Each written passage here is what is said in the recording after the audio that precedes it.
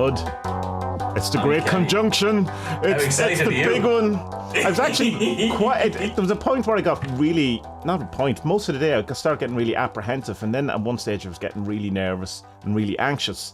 I was going, why? What's going on? It was almost like, you know, if you're waiting on a phone call for like some like bad news, or that, you know, oh no, the exam is on tomorrow. You know, when you you have to do something. I was going, yeah, I'm just doing a podcast though. Or are we? What is the plan? I suppose we should let people in on what we're actually going to do. Yeah, we could, or we could just, it's a surprise, I suppose. Well, we should preempt it in some way. You know what? It comes from last year, doesn't it? Because someone left the comment on.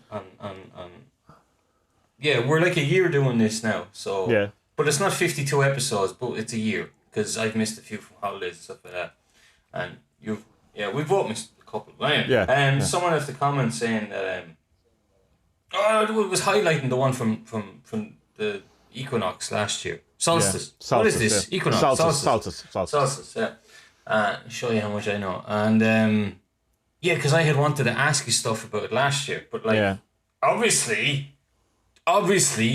that through some weird, massive fucking synchronization thing that I didn't even know was a thing when we were doing the podcast back then, Carl Jung stepped in and decided we weren't going to talk about it, even though I did mention it, and that the conjunction of Saturn and Jupiter. I just wanted to say Uranus. Because it's so shiny and beautiful. And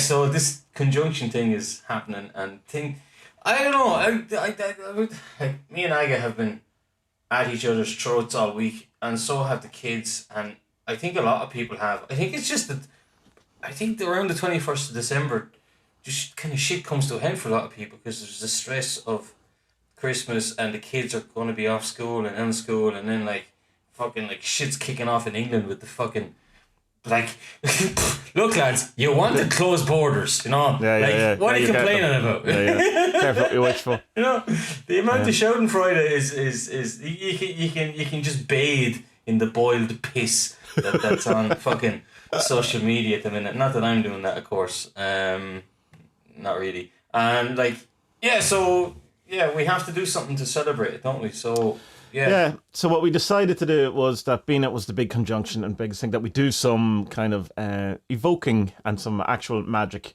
to mark the occasion. So we've a kind of a rough layout of what we're going to do. The first thing, we've both done a star ruby to banish the space. Feel free to do one yourself at home if you so want to. And then we're going to do an invocation. And what we're starting with is an invocation of Tempe, but in the guise of Aion. So Tempe is the spirit, or the member of the White Brotherhood who came to Alan Chapman and Duncan Barford during the Baptist Head days. And there's a sigil, which I have here. And they did some prophecy type of stuff. And then years later, when the Magia stuff came out, Tempe comes in the form of Aion. So Tempe means time, and of course Aion is unbounded time, or outside of time. So there's still a kind of a connection. So that he's just going to be, he has no gender. They are just going to be kind of the general invocation, and we'll kind of check in. Has he anything that he would like to tell us? And then kind of a general, what's ahead of us? Is there something that, in general we need to know? I made one here. Well, I didn't make it. Obviously, the synchronization gods. Because I bought a little whittling set. You know whittling, don't you? Whittling is when you get the knife and the thing. So I will see, look at them. Look at him. Right. How cool is he? Cool. This is fantastic. Fantastic. So this is going to be my Tempe when I'm talking to him. Because obviously I'm going to turn off the screen. I'm not going to be. Well, no one can see me anyway with the podcast. Yeah. You can see me, so yeah. I don't know. It'll be exciting because, like, I mean, I've been kind of lucky with these things, but in that, well, lucky and how to explain it? I've had loads of visions, and I've told the listeners and you. I've told you all of them, definitely. The listeners have heard of most of them, if not all of them. And maybe there's a couple that I didn't mention, but like. They usually don't come when I sit down to do them. It's usually when I'm going into or out of sleep. Like there's been once where I felt myself just being ripped up out of the bed and just being like, I need to tell you something. Oh, okay. And then there's others and things like that. Usually it hasn't been true, but sure, we'll see how I get on. Like it'll be exactly. It's worth. So after that, trying. well, we're going to do our very best impression of John D and Edward Kelly, with me being the John D and you being the Edward Scoundrel Kelly.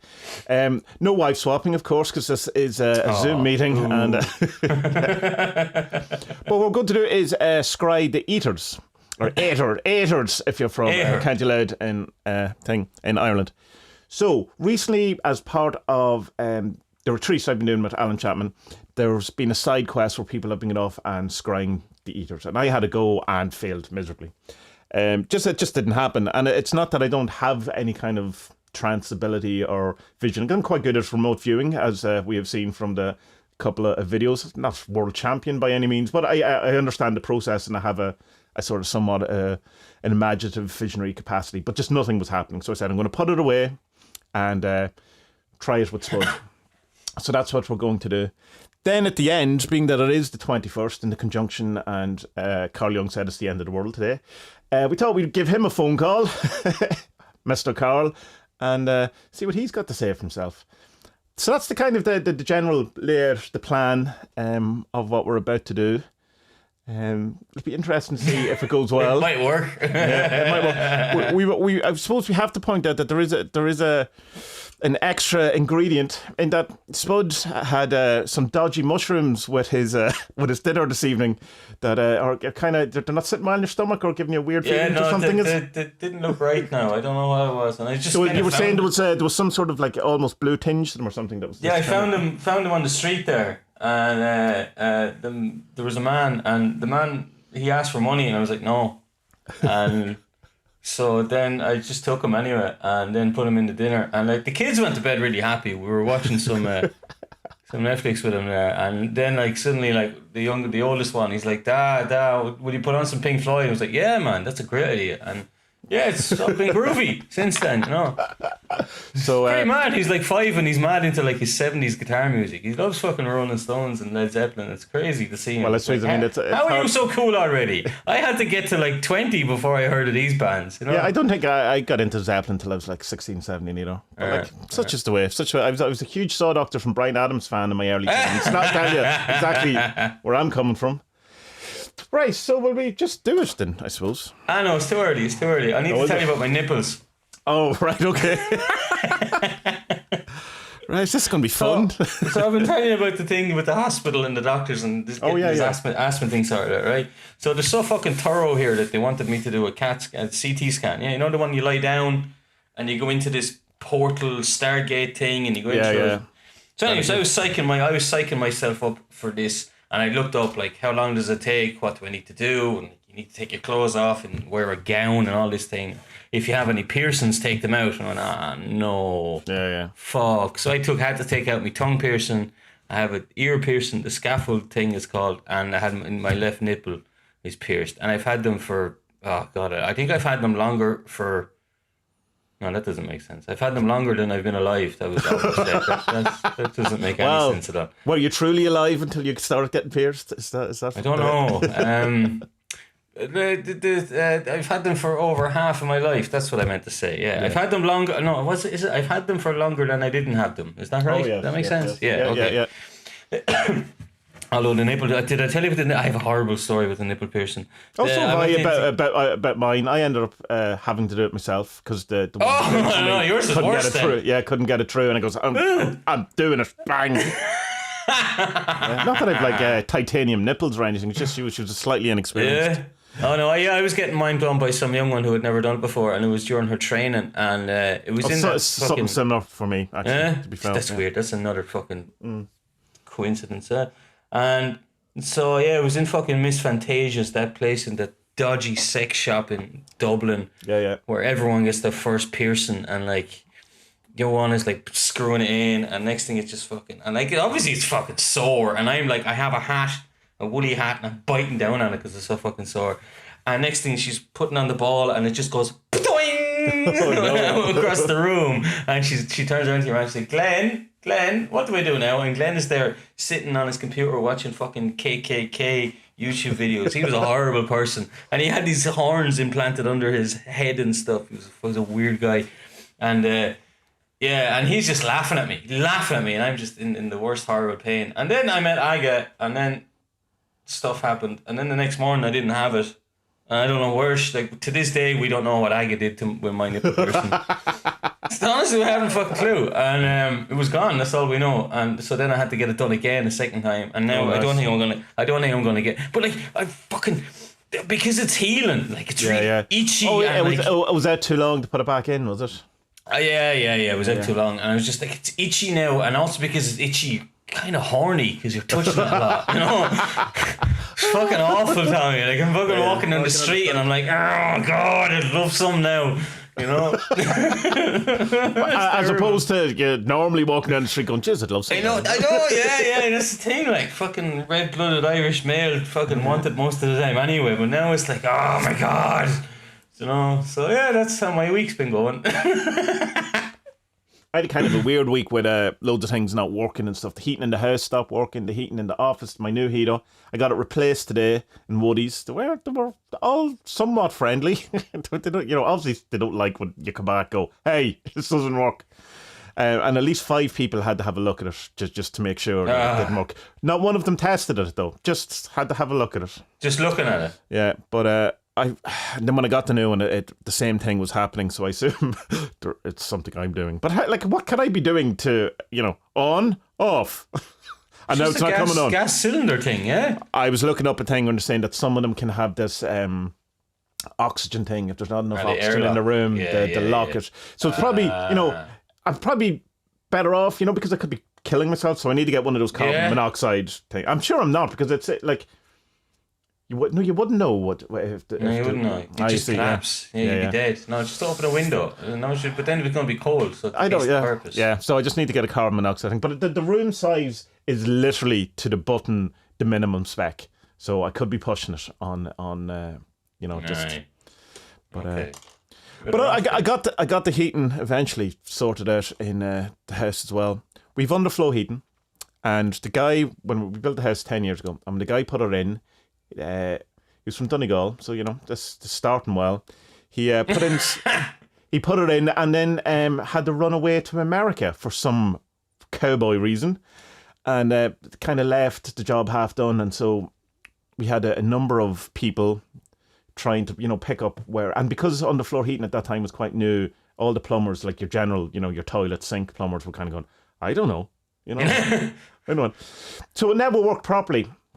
And essentially it was one of those things that plumbers are impossible to get because they just don't want to come to your house and fix, things. They want to be working on an estate or, the one thing. So you get a number of plumbers come down over the years and went, oh, yeah, I'll come back tomorrow and sort you out. And then you never hear from them again and they stop answering the phone. So I had to spend a long time with some YouTube videos and general things. So I know a lot about underfloor heating now and manifolds and stuff. To the point that, I fixed our underflow heating, but every year there's a bigger problem that I can't see because it seems to every year you have to kind of start the same process again. That and it's only upstairs. The downstairs works fine, but it's just weird. A giant. Yeah, it's just like it's pumping the water up. Then it's like it's just the radiators, isn't it? Kind of. Yeah, so it's pumping it up, and then so you have to take the air out, but it has those things that the airlocks that so you shouldn't ever have to bleed it. There's that automatic thing. But there's at some point, there's water, there's gaps, of large enough things that... And then there's a possibility of a leak. Because when I was in the office, in the house, you could hear kind of a drip. But after 10 years... Yeah, but 10 years, you would think you'd have seen evidence of it, would you? I don't know. Well, unless there's damp and it's climbing up your walls, and then you're all going to get, like, pneumonia and stuff like that. No, well, there's no... No, anyway. So the house got hot. You're grand.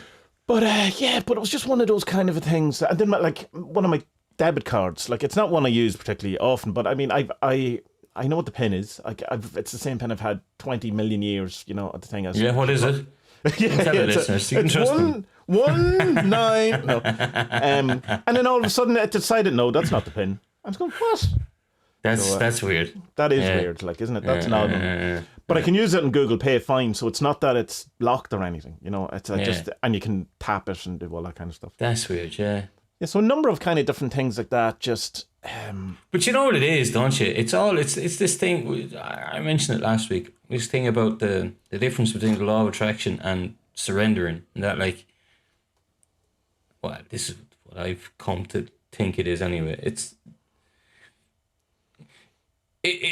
you're just trying to hammer something to get done, you know what I mean? And the world is saying, no, you need to do this, no, you need to do that, no, you need to do that. And in your head, because you're we're all fucking egomaniacs. We're like, no, I don't fucking have time to fix the fucking floor. The floor needs fixing, just do it. You'll learn something. You know what I mean? That's it. And it's hard to do though. It's very hard to do. And it's kind of like going, not only have I to do my comic, I now have to learn how to do underflow heating. And I mean, you know, and it's just an added thing. But it's like, where was it? Someone was saying, oh, it was one of the Buddhist things I was listening to recently, and it just kind of maybe it wasn't. I don't know what it was, but it was just kind of saying how to know what the next thing is that you know you have to do. What is it? Is you do the next thing that you have to do. So if your underflow heating isn't working, you fix the underflow heating.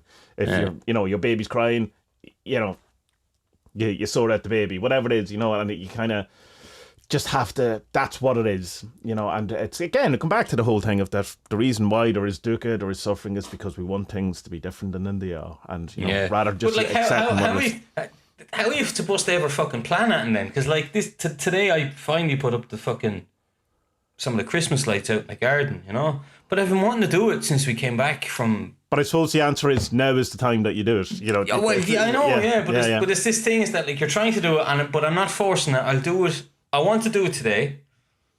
I've been saying that I want to do it. I've been wanting to do it every single day, but I haven't been able to fit it in. Today I was able to fit it in, but why? It's that kind of question that I always struggle with, particularly with the Buddhism thing, is that where to know when you force something, or you know where the ambition and letting things happen, you know, is it like and determinism, or you know, leaving it up to the fate, and also just letting life happen to you, which I don't think is.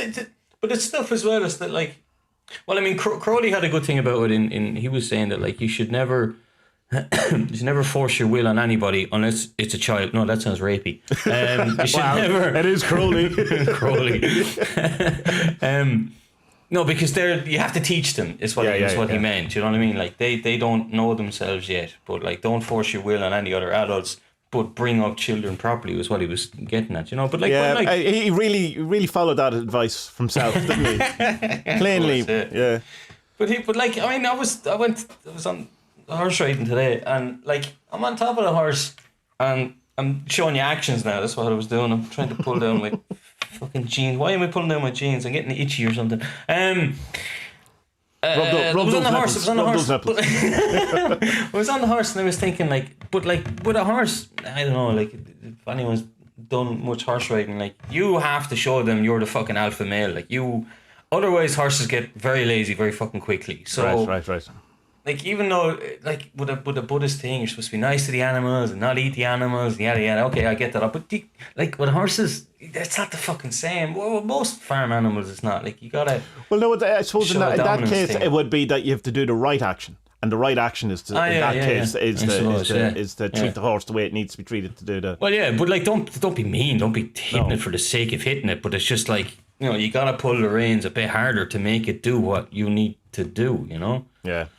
It's an odd one. It's hard to no. I think it's an odd. Maybe some Buddhists could come on and explain it to us a bit better at some point. But it is that hard knowing where the line is of allowing but not allowing so much that you're just, you know, all you're ever doing is reacting to the world. You're never putting your will into the world or whatever, those type of things. And it's probably just a bad understanding that I personally have of what the Buddha was saying. Rather than, I think it's do your thing, but if it doesn't work out, don't get annoyed with it. I think that's probably, you know. Fair enough. Yeah. Okay, so basically I can do the lotto every week and not get annoyed that it doesn't but is that a sensible action? Is that something that is, you know, likely to bring you happiness or sadness? Or is if you win it is. Yeah, but how likely is that to happen? That's not likely at all, but it's still worth a shot, like, isn't it? Is it? You know. I don't know. I mean, I tried to do the maths on it one time and I just went, no, I can't. But you remember when the lottery came out in Ireland first, that they did do the maths on it, and this conglomerate got together and won it. Like so much so that they had to add an extra 8 numbers so that it would make it. They done it more than once. It was a Trinity College lecturer, and he done it with his class. And because he done it the first time, then they added some numbers, and he done it again a few years later, and they added more numbers, and now it's just not. It's not feasible now to do it because financially. Financially, yeah, because they were making a lot. Like, they won the big prize, but they were also winning all the small prizes too. They were winning the whole pot kind of thing, which is unheard of, you know. But yeah, I don't know. I'm still gonna do the lotto from time to time, you know. But like you see, like your man Nuggin on your Discord, he does the lotto, and he buys his little ticket. He does a sigil on it. His wee comes ticket. back a while later. It comes back a while later, and he does fairly well. He does do very well, yeah. I mean, but I know people who don't do magic who do fairly well in lottery things. Like my dad does fairly well in lotteries things, and he always kind of has. And I've met other people who do it. Like, but I've often wondered how many lottery tickets is he buying though? You know what I mean? Not necessarily my dad or Nogan, but it's like. It's like, you know, the gambler type of thing. Of oh, just you always win on the football, but you don't see the 10 other bets that day that he didn't win on, you know. Yeah. And the people coming to take away his washing machine and all that, all that kind of stuff or whatever. But no, he does seem to do well. So I mean, yeah. I was going to ask you, what's been your kind of highlight of the podcasts? Of the year. Do you have? Yeah. What's your favourite ones? I think your nervous breakdown over the 17 is definitely one of my favourites. Personally speaking. Yeah, that was the first time. The first time you got proper annoyed on the podcast. I did have a bit of a nervous breakdown, right? Big existential thing, and I still, whenever I think about it, I still change my mind on it the whole time. You know, I'd kill to hear that song. It's probably dog shit, like.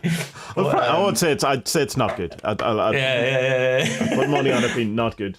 But then I totally understand. Like, I'd love to have the balls to do a kind of art thing like that, you know. Yeah. Then again, like, I can make something the whittle thing and then just burn them that night. Just sacrifice it, you know what I mean? Well, maybe 4 or 5 hours of doing it. Maybe that's what you have to do. You have to set him on fire. I don't know. I like him. I think I'll call him. I know. Yeah, I'll have to do it. He's good though for a first go. I'll have to. Yeah, no, it is pretty good. You'll have to put a picture up in the Discord for people. No, I think maybe the next one. Oh, he's frowning at me here now, so he is. Oh, you don't love me? No, I do love you. Tempe. Yeah, I mean, there's like any number. When you think of like the first one's Hellier, like that's gone back. That was season 2. Yeah. I think what really got me not on board, because I wanted to do the podcast with you from the start anyway, but what really fucking changed my mind about Woo was that book we did fairly early on. What was it called? Stealing the Light of Heaven, or what was it called? Stealing the Fire from Heaven. Yeah. Yeah, and it had this Stephen Mace. Am I right? Yeah, Stephen Mace. Stephen Mace. That's it. Yeah. And like the opening page or something is like, magic is like, oh fuck, what was the word? Psychotechnology. And I went, oh yeah, haha. Yeah.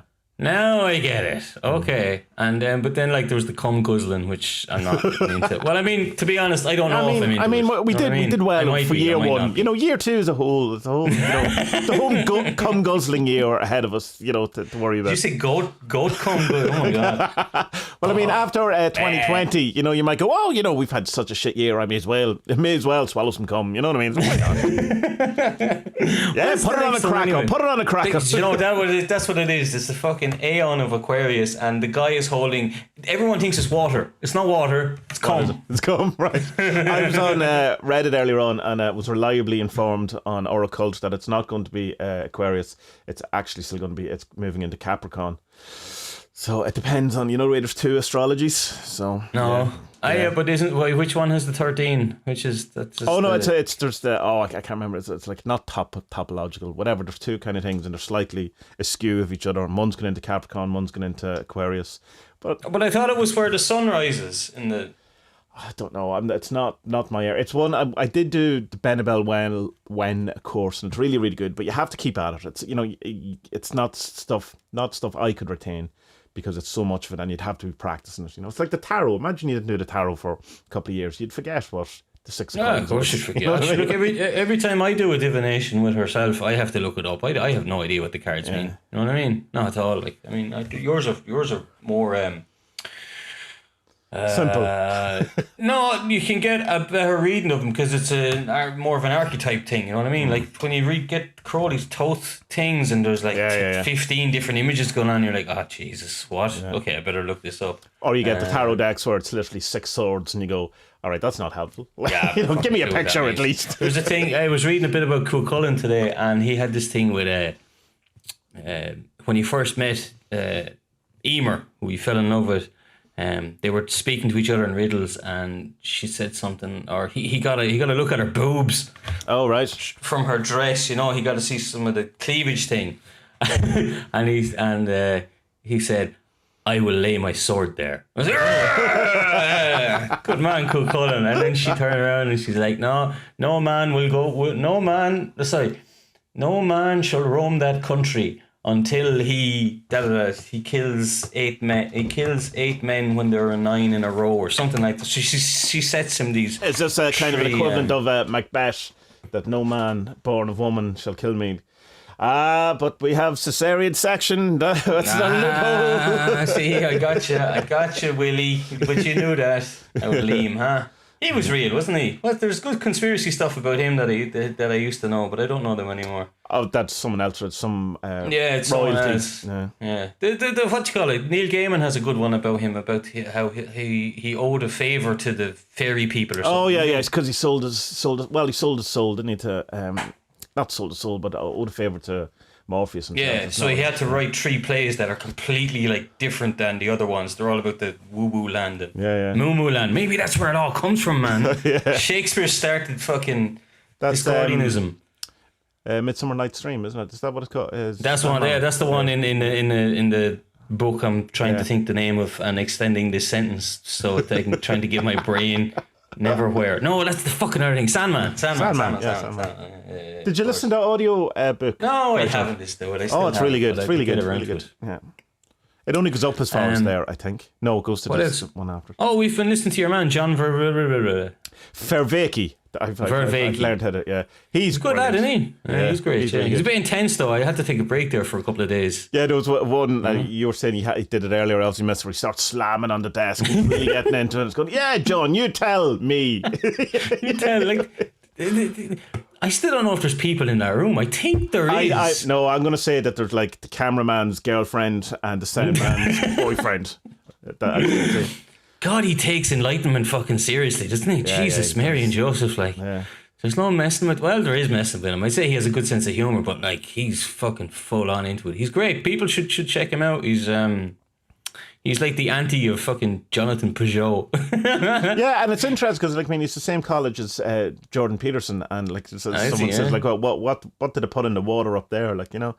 But there is a couple of debates from years ago, 5 6 years ago, where they were obviously, you know, it was at the college and they kind of talk to each other, and you can just kind of see that John's looking at Peterson going, and at one point he does mention it, you know, he says, geez, you said about 17,000 things there, you know, which one am I going to respond to? Just see shit like, bah!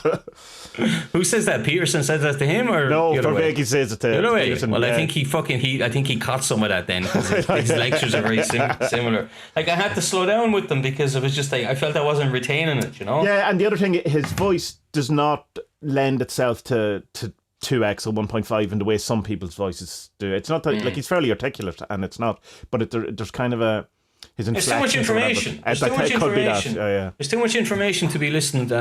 Like I said that to you the first when you sent me the playlist, and I was like, I like this guy so much, I'm listening to it at normal speed, like, and I do like I like him a lot, but it's quite intense. But he knows his stuff, like that's why.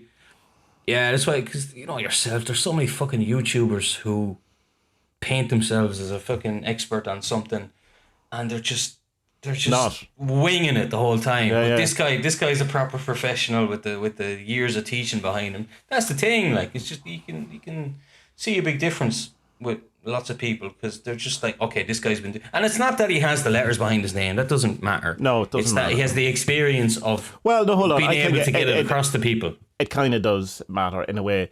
In the thing that we've talked about before is, why doesn't, you know, Graham Hancock just get his bloody degree or his thing, and spend 4 years, and then no one can shove it in his face that he doesn't have one. That he's not a real scientist. It's like. No, but it's like, I mean, it's a thing.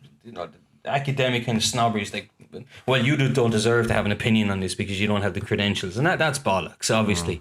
But like, this fella doesn't know how to teach what he's talking about because he knows it so well. There's a big difference between like the likes of, say, me, who like I've read, say, one book on Austin Osman Spare and make a video about it, and like that's not as good as someone who's like, and the other thing I suppose, like, he's been doing it whatever it is, 28 years, so he's like used to putting coherent sentences together that people understand. Like he spent probably the first 10 years people not understanding what he was saying, so now he's kind of honed his kind of his thoughts, but he's very good. And it's like there's so many times where you go, fuck, right. No, that's it. Yeah. Like the whole thing about, there's one thing about the distraction. Like he's like, no, distraction is really good for you. It's great for you, actually. Yeah. Because it opens a path to something else. It's like, it allows you to come back at your problem from a different angle that you wouldn't normally have. So you're breaking. It's about breaking down your patterns. I was going, and there's another one where he's like, and it's so simple, and we know it. Like where he goes, we find it very hard to separate the event from the meaning we place on it, so much so that the event becomes the meaning, and you kind of go, oh yeah, but like, did I not know that? And I don't think I did. I don't think I did. I kind of like, I know the words. I've probably said those words in the same sentence, but like, it's just whenever we explain it, you kind of go, oh yeah, no, it's the event is the event, and the meaning is the meaning. How did I miss that? Yeah. It's class. It's how did what? They were like a year old, aren't they? The videos. They're not that old. Like, no, they're not that. I think there's 50 of them, so I think it ends, relatively recently too. Yeah, it's a fucking full year, of course. Yeah. Does he wear the same shirt through the whole thing? I hope he does. Is he one of them? Is he? No, every 6 episodes he changes. So I assume to do 6 episodes, and then 6 hours. He does 6 hours of talking. Well, I suppose that's what he would do at work anyway. Like, but I suppose if you're hiring a sound man and a cameraman and thing, you're going to go, well, I'm going to hire you for 10 hours. Rather than how does that work in that college? You see Jordan Peterson's ones as well. It's like and like it has like a. Like someone's, it's a camera operator. Like he's following. If the Peterson one anyway, that came out of because he was originally just doing it on his iPad, on the thing, and the early ones are that kind of quality, but he's actually funnier in them ones. But he paid 2 cameramen for those ones, so that was before he even became Jordan Peterson. Like that was just him getting kind of a relative success on YouTube because of his lectures, not the stardom thing. But I mean, it's probably if you have put together this type of course and this type of thing, and it's the same thing every year, it's probably a good thing to record it. Or maybe had an idea of the way people do lectures and then they get them transcribed and it becomes the book and all that kind of be all part of that process.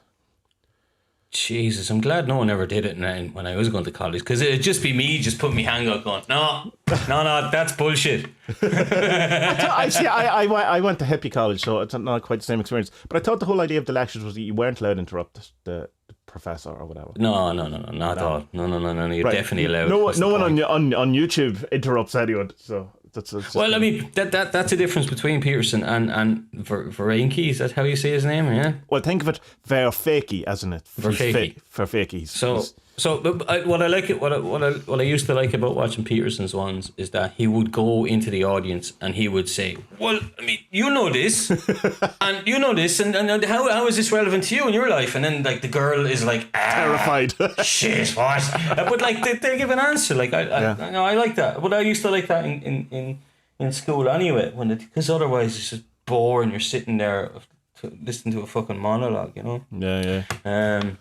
No, but I was College was good crack for me. I used to have not rows, but I would, make them earn their money, like, But I wanted to know, like, I mean, that was the thing. It was like, no, well, Kellana, can you explain that a bit? No, I'm not getting. I did get kicked out of class one time though for fucking falling asleep. I wouldn't mind, but I had drank like 3 Red Bulls and coffee as well, but I had worked like 3 or 4 nights in a row or something, and I just nodded off. It was fucking embarrassing, so it was awful. But I never told you. My school was founded by Arthur Griffith. You know him from Sinn Féin. He established Sinn Féin, And almost all of my lectures had something to do with Sinn Féin. You know, so like I went to a radical left fucking university or college. Yeah, very much so. And is that how you became a cultural Marxist? That's how exactly how I became. I was indoctrinated, you know, into it. It was mad. Like every now and again, you'd see their names in like the Sunday papers connected with like Sinn Féin, you know, and then like they'd have to come in to us the next Monday or Tuesday. Yeah, so you probably saw my name. Look, I'm just a treasurer. That's all I do. Like, you know, it's no big deal. And yeah, I just killed the odd fella. You know. Yeah, well, yeah. I want to go there because I worked at a pub in Finglas, and man, I have fucking stories about that. All right, place. I'm from Dundalk. What do you want? Do you think I don't have any stories? We won't go there. We won't go there on a downer. So look, what's the story? We want to be able to see this fucking star thing tonight or whatever. I tell you, it's 1:30 my time is what the one place I looked to see. Yeah, I'm not going to be awake. Allegedly it'll look no brighter than any other night. Anyway, it's just going to look the same as what Jupiter looks like. But isn't man? It's just like the thing I was saying to you last week of the moon. Like the moon's always full. It's just from our perspective, it's not full. So this is from whose perspective? That ours. Saturn, and just ours as well. Like even from the sun, they'll also be somewhat closer. No, because I mean that's millions of miles away. So the perspective, like it'll be somewhat close. Maybe it might. I don't know how it works, but I know its only conjunction is from our point of view, which all of these things are. Like any of the like. Aquarius, Capricorn, Jimmy, all of those star signs. It's all from our point of view. I wonder, is the Federation of Intergalactic Doohickeys, are they like looking at us going, they're still looking at the stars, these fucking idiots, like, you know? And now they're making bombs. What the fuck? Like, we got to go down there and disarm the fucking bombs. Can they not just save us from ourselves? Maybe that's what's going to happen tonight. Maybe it is, yeah.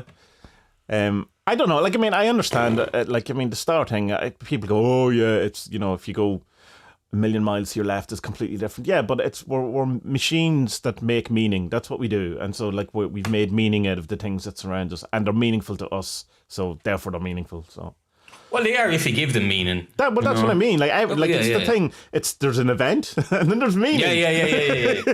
This is my problem with your man Peugeot. Peugeot puts too much meaning and too much symbolism on stuff, and like I remember, was it what's his name? Hemingway. Ernest is his first name, isn't it? Yeah. He has a great thing. There's two famous things he said about symbolism. One was when some 16-year-old kid wrote to a load of famous writers at the time. Jack Kerouac was one, or that's how you say his surname? Kerouac. What did I call him? Whatever, doesn't matter. Knick-knack, paddywhack. Knick-knack, paddywhack. Ayn Rand was another one. Ayn Rand's answer was great. She's like, "That your question doesn't make any sense. It's not symbolism at all. Leave me alone." Nice. Oh, fair enough. And Hemingway was like, "No, it's an old man. There's the old man symbolizes an old man. The sea symbolizes the sea. That's what it is." And then there's another one a few years later. He's getting asked about, look, do you mind people reviewing your work? And he's like, no, it's their job to review. And reviewers add more meaning to a book. But like the thing is that when paraphrasing, but it's kind of like you only get back the symbolism that you put into something, you know? And that's my thing with Peugeot. Peugeot is just loading symbolism that he's desperate to find, you know? I get that. But there is some of it that I've something else I want to say about this, but there is something about some of the things that Peugeot points at that you go, that's actually brilliant. Now, I do agree with what you're saying, but the kind of counter it is the whole Alan Moore Watchmen thing, where there's a whole lot of symbolism and stuff that he didn't write that is absolutely perfect. Yeah. You know, so it's because you were saying it's you only put the, you know, what you put in it is all. Yeah, and so well, maybe not. Maybe, you know, it you know, kind of. Yeah, but sure. Look, it's like the whole tarot thing is like that as well. Like the tarot was a fucking card game, and now it's after lining up with the Kabbalistic tree of life perfectly in every way. And it's like how would that happen? That's strange. But then people go one step further, like Paul Foster Case, who was saying, I have a similar feeling towards that you have the Peugeot. He tends to me seems to look for too much, but that could also be I have to be aware of that. I just don't understand it, you know, that to me it just looks like, oh, you're, you know, seeing everything as connected. Maybe they are, and just my little brain can't get there. But I don't know. I think shoehorn that was another answer from that 16-year-old thing. I don't remember who wrote it to him. Maybe it was F. Scott Fitzgerald or something. And it's kind of like symbolism shouldn't really be symbolism from a writer shouldn't be noticeable. It shouldn't be in there. Shouldn't be put in there consciously. I think is what the way he wrote it. So it's that like if there is some sort of symbolism that you pick up on, well then the writer shouldn't have shoehorned it in because then it's so fucking noticeable. And that's what I get from Peugeot. Is like he's just fucking like if you throw enough shit at the wall, it's gonna fucking. Do you know? Yeah. No, I understand, and it's like I'm reading his brother's book, and it's quite good, but it's very, very short chapters. It's like some of them aren't even a page. It's very odd. Dan Brown kind of thing, is it? Yeah, it's kind of. You definitely could have put some of these together, but I understand it, the type of thing. And some of it, you just go, wow, yeah, no, I never would have got. It's like Answer to Job by Carl Jung. I would never have got to the conclusions that Jung did about that book and how it affects the New Testament. But I completely. Once you see it, you can't unsee it. And some of that kind of stuff is what I get. I understand you. Yeah. I'm also reading Duncan Barford's new book. Oh, is it good? Yeah, it's just like the next Baptist Head trilogy, literally the day after. Well, not literally, but soon after. It's like from 2009 or whatever again, So it must amalgamate in that book that I sent you during the week that no one can seem to find anymore. The handbook for the recently enlightened is from Open Enlightenment, that website that they did after Baptist Head in Alan. Okay. And then there's another one called The Retreat, which I don't think I've read. And then there's the first Occult Experiments in the Home, which I'm not sure if the ones that are in that book are in the new book, but I definitely, because it's a short book as well. It was only about like 100 pages, so. Anyway, so definitely worth getting. What's he doing? Is he? Because he has enlightenment now, obviously. So what's the Well, he's the blog back Occult Experiments in the Home. Yeah. From my understanding, is he trained to be a psychologist, or something along those. But he's always kind of kept in with Daniel Ingram, because there's a couple of podcasts of the two of them on a casino retreat.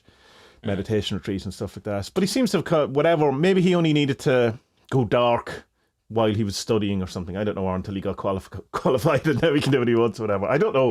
You should interview him in the new year on a podcast. Yeah. I'd love to. Yeah. Let's get on to him. Hello, Duncan. He follows me now on Twitter.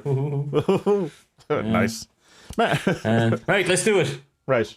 What are we doing first? Aion. Yeah, Aion Tempe. Well, we're just going to go with Aion. It's Aion. It's the correct pronunciation, seemingly. So, A-I-O-N. So we start with lighting the candle in my lantern. I have 2 lighters, because one of them has a flame and one has gas. That's how we roll here. You want me to do this as well? I have your thing, your prayer disc, if you want. Oh yeah, use it. Yeah, go for it. Okay, hold on, give me a second. Yeah. While he's away, I will point out that I've also been drinking Guinness, so I'm getting in with the festive spirit as well. In front of me on my desk, right, so you know, I have the lamp with a candle burning, so this is going to be my offering to Aion. I have the Aion symbol, and I have the Tempe symbol, and they're similar. They're both a triangle and a circle, but the placement of the circle is different on the Aion, so it has elevated slightly. And I'm going to do an invocation. It comes from the Magia teachings by Alan Chapman of Aion, and then get Spud to, in some way, I suppose, scry or see if you can get some sort of impressions of it. So we'll have to ask Spud, does he want to switch off? Can you hear me? You can't hear me yet, yeah. Have you some sort of eye covering or something that you could use, or are you happy, are you happy just closing your eyes, or what? No, just close my eyes. That's what I do. Yeah. Right, you good to go, yeah? Or will you gonna light your candle? Ooh.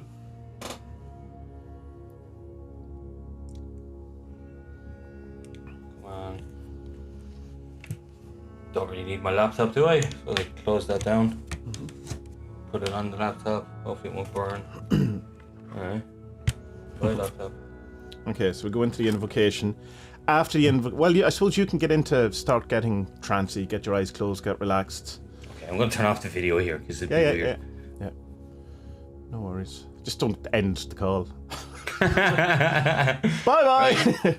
Okay. Bye. This is a new offering of a new Aion. when the men and women of alabaster shall walk the earth, and though it may burn, the forest will not be destroyed. We look to the west to find you. Out of the setting sun we call you, Aion! For that is your true name, and you are true God. Aion. We've returned to the west and stepped into the vanishing light. We call upon you to gather us up and give us the strength to make of us your avatars, the men and women of alabaster that protect the forest and do not burn. So that is the invocation. So, Spud, I'm going to leave you for a couple of minutes or a couple of things just to get into the zone, into the thing, and then I will talk to Aion through you, and I'll keep it kind of, I suppose, as open as possible.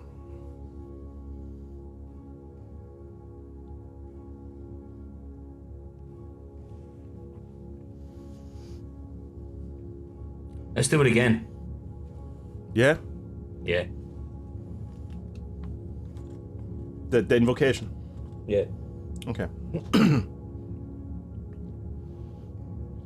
Because I got something Okay. quick, but it went very quickly. Okay, right. So, this is the new offering of a new Aion, when the men and women of alabaster shall walk the earth, and though it may burn, the forest will not be destroyed. We look to the west to find you. Out of the setting sun we call you, Aion! For that is your true name, and you are true God. Aion! We've returned to the west and stepped into the vanishing light. We call upon you to gather us up and give us the strength to make of us your avatars, the men and women of alabaster that protect the forest and do not burn. So Aion, we call on you to communicate with us tonight. And if you have a particular message that you have for either me or Spud that you would like to relay, we would definitely like to hear it. Or if you have a more general message, or even some sort of vision or something, please use Spud as a conduit and allow him to see the visions or to see the message appear before him so that he may be able to describe it for me and anyone who listens to this. So in your own time, Spud, if anything happens. Green planet, Tommy. There's a green planet. It's been washed over by water.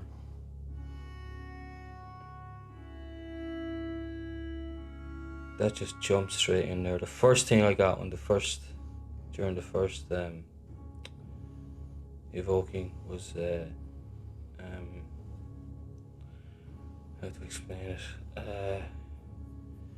You know, when you're drawing and you learn to draw and you learn to draw buildings in a perspective, like an angle, yeah? Yeah. And so there was just a rush of white that came at me from a kind of point in the distance. So, yeah, I don't know, I think he was saying hello kind of thing, or something was saying hello on here. Okay. First thing I got there was, just a green planet, just bare, it's green, and then water rises and there's waves appear. So that, I don't know, maybe that's us. No. Should I ask questions, or what did you want to just kind of sit with that? I'm not sure. I mean, I feel comfortable if he's here. There's, I think there's some kind of communication has been set up. So, hello, Aion. Aion, is there something you could tell us about our current situation that we need to be aware of, being that the kind of weird year that we've had? Technology, Tommy. Technology is, we need to appreciate the balance of it. That's what he's saying. Okay. Or what you yeah.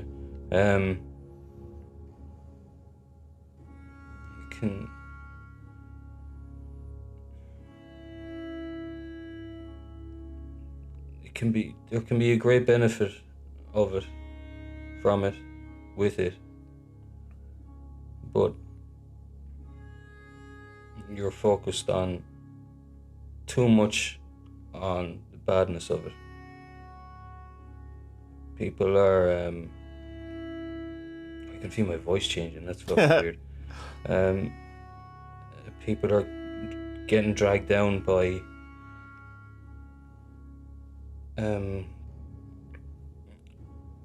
by people are getting dragged down by outside forces. By they are. It's like they're being programmed to follow patterns. People are falling into them too easily. Like an algorithm? No, not an algorithm. Okay. Like roles?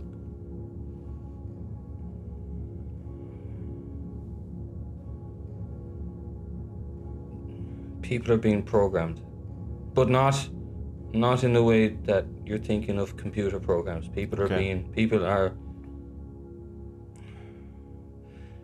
seeing how they should live according to what they see, and they're not feeling it. They're not feeling how they should be living their lives.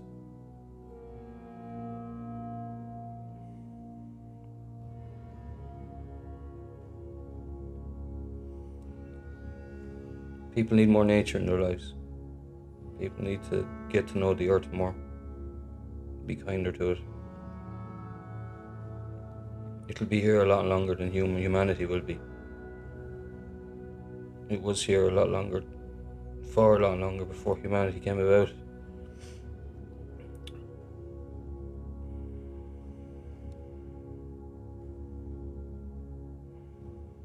Is there a special significance cosmically to the conjunction that happens, or is it just that is happening tonight, today, or is it just not from our perspective. From your perspective, it is something new.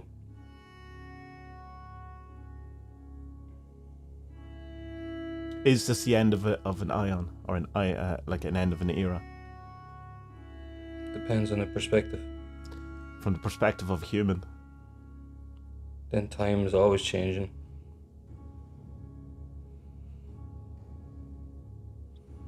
I suppose then what the question I'm asking, is there great upheaval and disaster ahead of us, or is it going to get better, or is it going to get worse?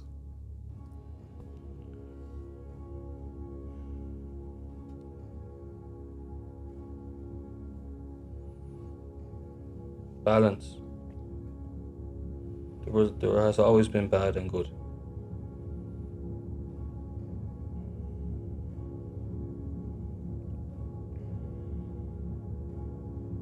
That isn't to excuse the horrors of war, disease, famine, death.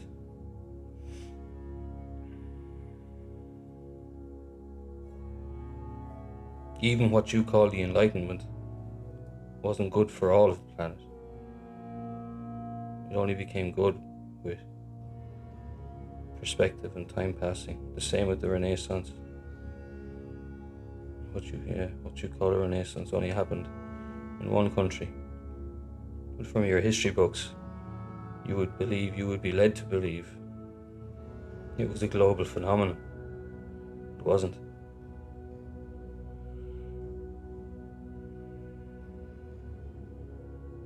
Mankind isn't doomed in the way that doom prophets say that it is. But it's not helping itself. It's not helping. It's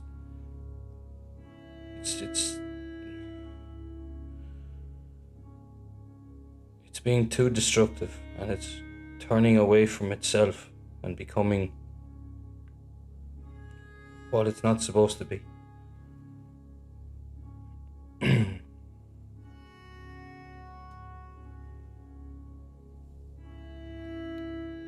What's the best advice that you can give us right now, going into the whatever happens next?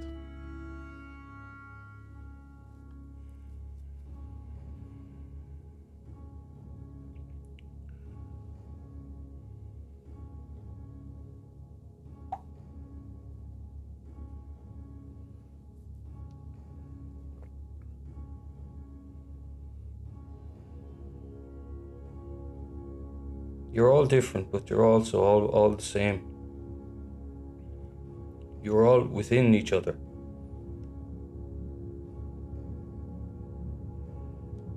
You have something that the other creatures weren't given and don't have. Some of them are close to you, but they're not quite there, and it will be a long time before they are there.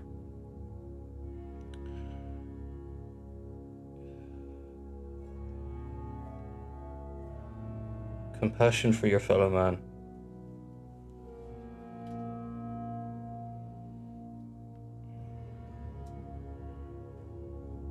Would really help you out a lot.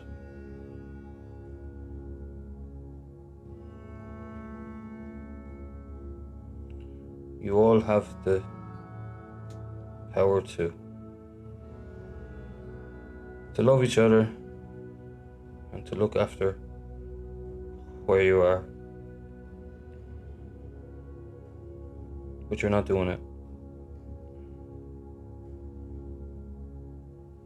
Some people are doing it, but not enough.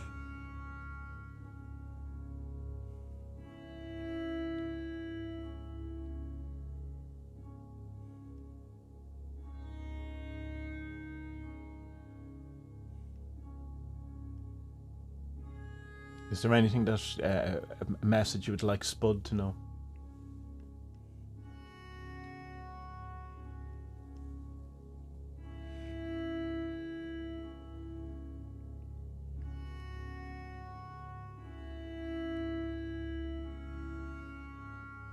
I suppose it's going to be fine.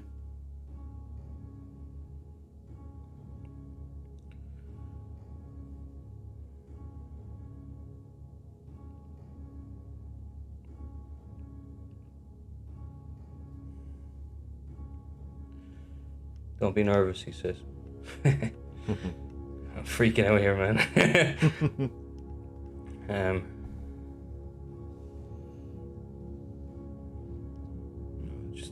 Yeah. I feel a fucking cosmic hug, man. Oh, that's sweet.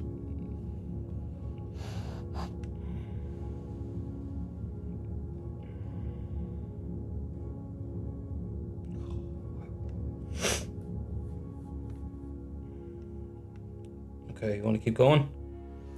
Well, it's up to you. What are you feeling?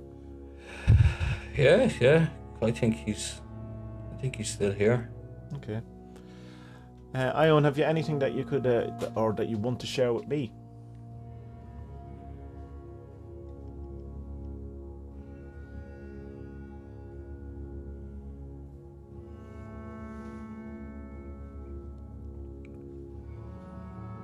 Showing me a flower opening.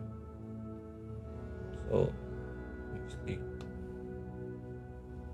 need to open up or blossom, or you will blossom if you open up more.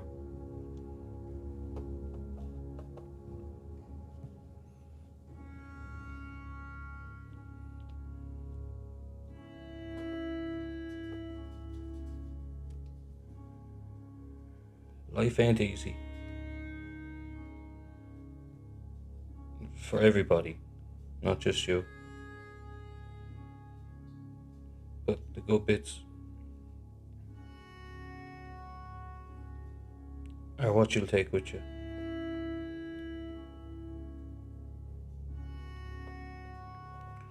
So remember that.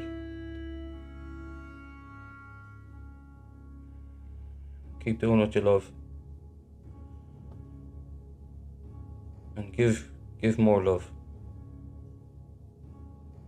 Doesn't cost you it. He's saying you're a skinflint, man. Am I going to get visited by 3 ghosts?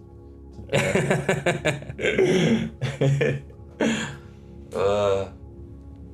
mad. Fucking hell. I didn't expect that to happen at all, to be honest. My fire went out as soon as he started talking. Yeah? Yeah. Of course it did. Of course it did. Because you're the speaker. Oh, that was emotional, man. Jeez, I felt like crying there a couple of times. Yeah, can you describe that then? Oh, my light's gone out! Shit! Oh. What the fuck? We better say goodbye to him. I don't feel right about just ending that like that. Is there a way to say goodbye?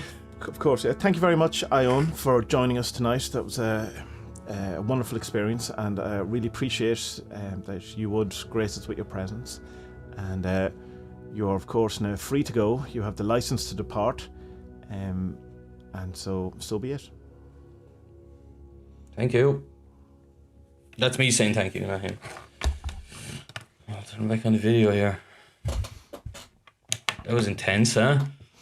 Cool, as they say here. Yeah, so describe that for those listeners at home.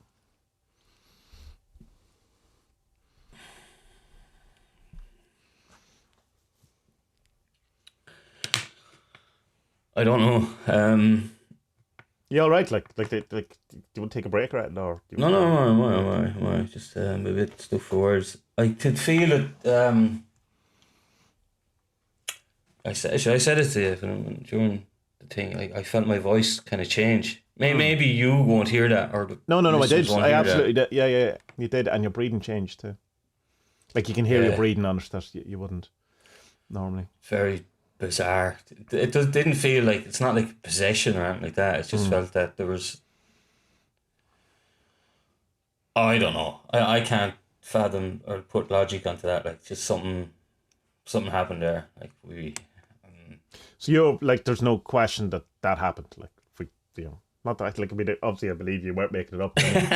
But what I mean is that you feel there's something external there. It wasn't just something. I feel that there was something external, but he was like, I didn't say it during the thing, but I felt that.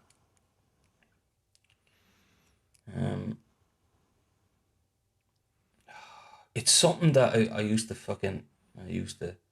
give out about Crowley about that, like that book the Book of the Law, isn't it? He challenge,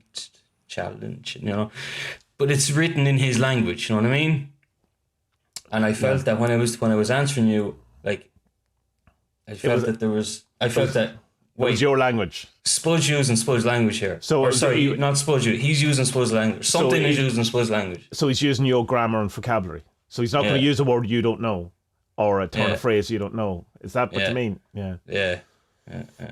Well, that would make sense, though, then, wouldn't it? Because you would only have the tools that you have the tools of.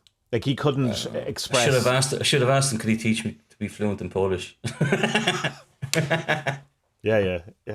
What happened? Do you know Polish?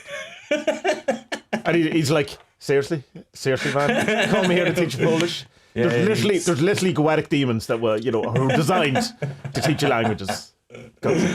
I want to stay away from those Goetia, though. They're baddies. I don't like them. I don't know, Tommy. It was just very strange feeling. Like there was when you see images on telly, like, I'm a nerd. I watch fucking documentaries with string theory, but you see these lines of pasta connecting up different. Oh yeah. Felt like that. It felt like a new neuron was being opened in the brain. Like that's why it's hard for people to stop smoking who drink, because whenever they have a pint of beer, they associate a cigarette with it, So it's kind of like to you need to break that neuron or whatever it's called to stop the smoking. But I felt that by doing this, there was something kind of opened. There was something. So a new neural pathway has been forged. Yeah. That's pretty cool. It was interesting because obviously I couldn't see you or whatever. I was suspecting that it would kind of feel like I wasn't talking to you, but I didn't. Like, it felt I was talking to you and you were kind of relaying the message rather than I was talking to, if that makes sense. Yeah. Yeah, but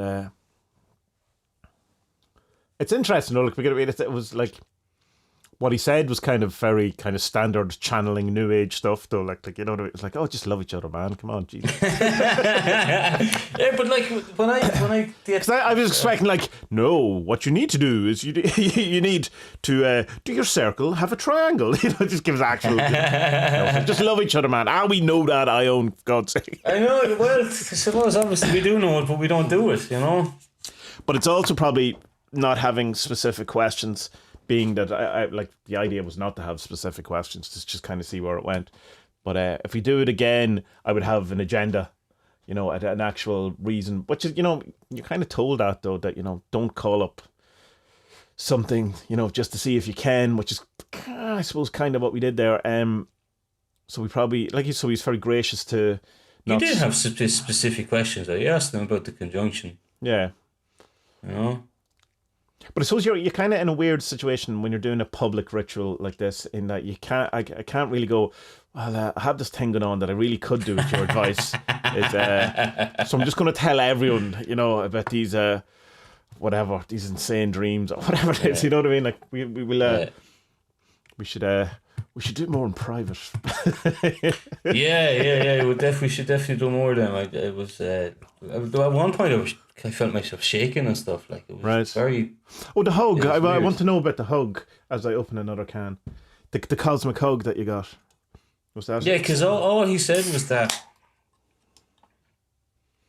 All I heard, I don't know how to explain it. Like you said, is there anything you want to tell Spud? And Spud's going to be okay. Like. What does that mean? Like Spud was going, I didn't know I wasn't. Was there a chance I wasn't going to be okay? So and then just maybe I just need hugs more, Well, I mean, I suppose after the year, like the whole, lack of physical kind of interaction with people might have a bigger toll on you than you could know. Yeah. Possibly. What was yours again? A flower. I saw a tulip. I didn't say that. Yeah. I said flower. Open up. Well, I mean, obviously, like the big thing is the unfolding, because that's the enlightenment is unfolding, and it's just it's a process now, because that's what I got from it. But that could mean me not looking just to see, more looking to confirm. So you just have to go with it. The flower, it was a tulip that was in some way opening up. So rather than trying to interpret it, I should just acknowledge it and go no further than that. Maybe more will come from it as you reflect on it. But I did think immediately of the idea from the 40 Servants, which is that kind of cosmic. Of course, yeah. Of course, yeah. God, I didn't put that together at all. Yeah. Well, why would you? Like these are more embedded in my brain than your brain. Yeah. No, I think it's kind of who was I reading? Some Stoicism thing, and we were saying that one of the. We have this idea that we learn from experience, but he was saying, no, actually we don't learn from experience. We learn from reflecting on experience. So maybe when I sit down and have a good think about this, not that I'll come back and say, oh, I forgot to say something, because you just described everything that happened, but maybe I'll be able to decipher more kind of meaning from it or something like that, The other thing we probably should have done more is distinguish or delineate Tempe and Aion. While I was doing it, I was going, oh, hold on. This is probably not the best approach, and that we should have more defined it, because it's like kind of going, say you're invoking Christ, or you invoking baby Jesus, or you're invoking Christ the Redeemer, or but I mean, it's a very different thing, so. And being that if, because he spoke as Aion as being outside of time, so that he like if you call on him as someone who's not bound to time in the same way, and then you're going, what's the story with the conjunctions and what's going to happen, next? He's going like, well, I don't see time, so what are you asking me? Yeah, this is what he said from your perspective, wasn't it? Or from their perspective, something like that. He said, I don't remember now. Yeah, so. My face is all I've just said my face is completely flushed. That's mad, because it's not that warm in here. It's 19 degrees. Awesome. I'm going through the change of life. So, what do you want to do? Something more? What are you thinking? Or what are we on? Well, we're about an hour and 10 minutes. No, should we there was a bit of a waffle before, so we're about an hour. No, I didn't mean from a time point of view. I meant more from a headspace point of view. Do you want to waffle for a bit and then try something else, or do you want to jump in? Or I mean, you can tell me. Well, I don't know. Maybe you should tell me now. I really don't know much about the Aethers, and I have avoided them because for some reason. Yeah, that's a good thing. and that you should, anyone who is going to do them, the recommendation is don't read anything about them. In the sense of like, don't jump in not knowing exactly what you're doing, but don't read other people's interpretations of each of them. Because, wouldn't it be much better if you scribed the 30th Aethyr and then read, Duncan Barford's account of it and it was exactly the same? But if you read it and then had exactly the same experience, you would go, well, I only had that because I read Crowley's or whoever it is. It's a Nokian magic. It's kind of most people who I pay attention to kind of tell you to avoid Enochian magic in the general thing. Even John Dee didn't do it in the way that it's presented.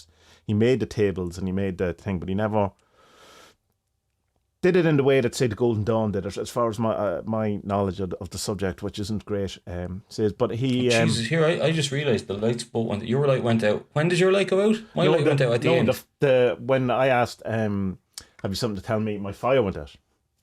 The gas fire.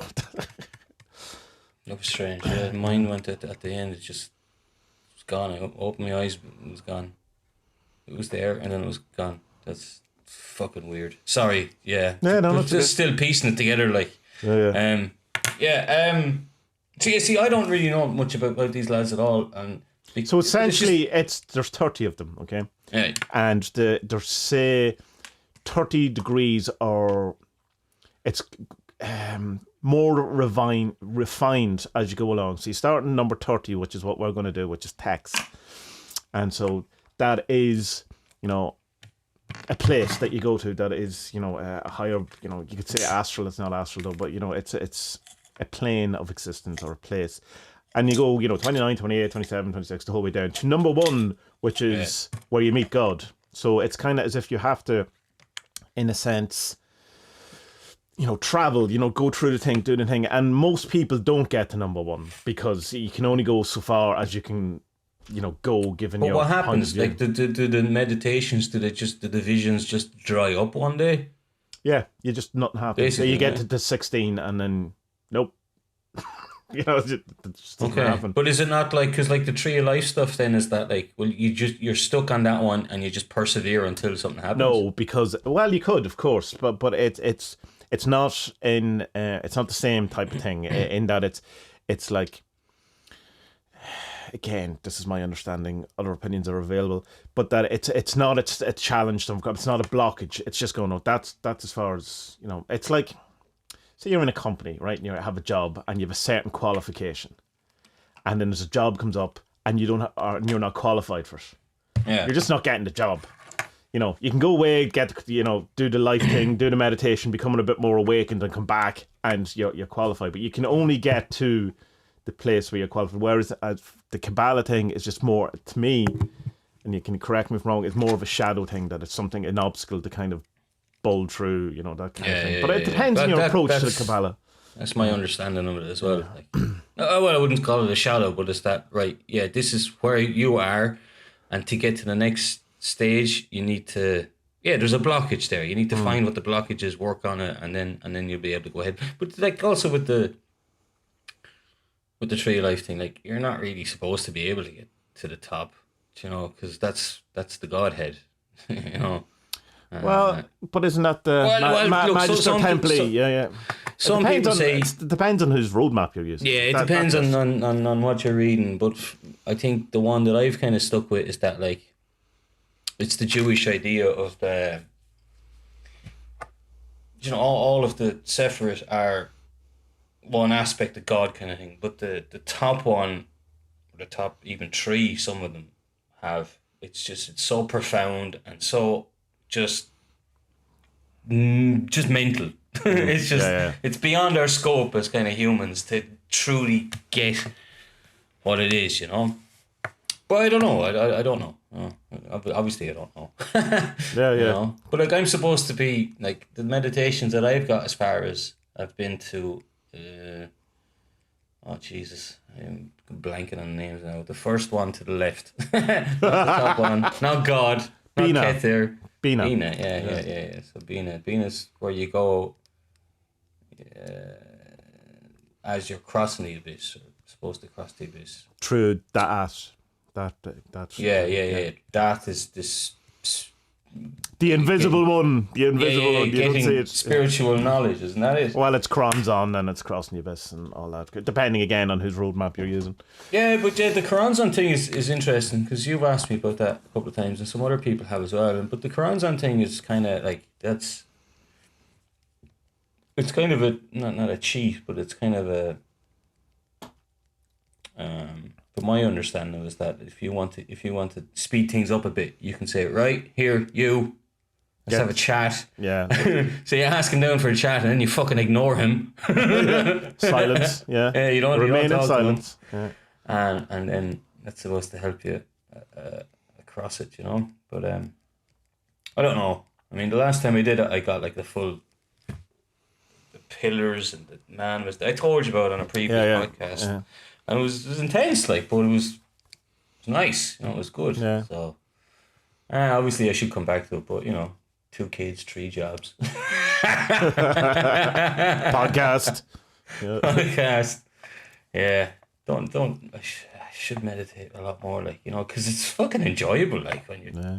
You should do the John Pravecki stuff. I've been doing that. I'm on day 4 of his because it's really good. He sits 5-6 times a week, and 2 of them are lessons. So you know, you sit every day for 15 minutes, but on 2 of them he teaches you something, and then there's a Q&A in at the end of it. Okay. And it's fine. It's literally him in the sitting room with his son filming him on a phone or something. But it's like, so it's not, you know, you're not getting into heavy production or anything like that. But it's good. I'm enjoying it. And again, he has that kind of lovely thing of that he explains something that you know, and then you get it. You know, you go, oh, right, okay, that makes sense. Yeah. Rather than it being a concept, I go, all right, I know what that is. Isn't it funny how a smart person can do that? You know, like, you know something, and then you know something, and you don't really know it, and then it's explained to you, and you're like, duh. Obviously. And it seems self-evident when it's explained properly to you. You go, we're right. Didn't I know that? That seems like I should have known that. That kind of thing. Mad, isn't it? Like, maybe it's from just kind of self-learning and stuff like that. Like, you're not. Well, he says he gives out a bit of autodidacts, which are the people who self-learn in the sense of that. Yeah, it's a bit egotistical because you only learn. You're never challenged to learn stuff that you wouldn't. Yeah.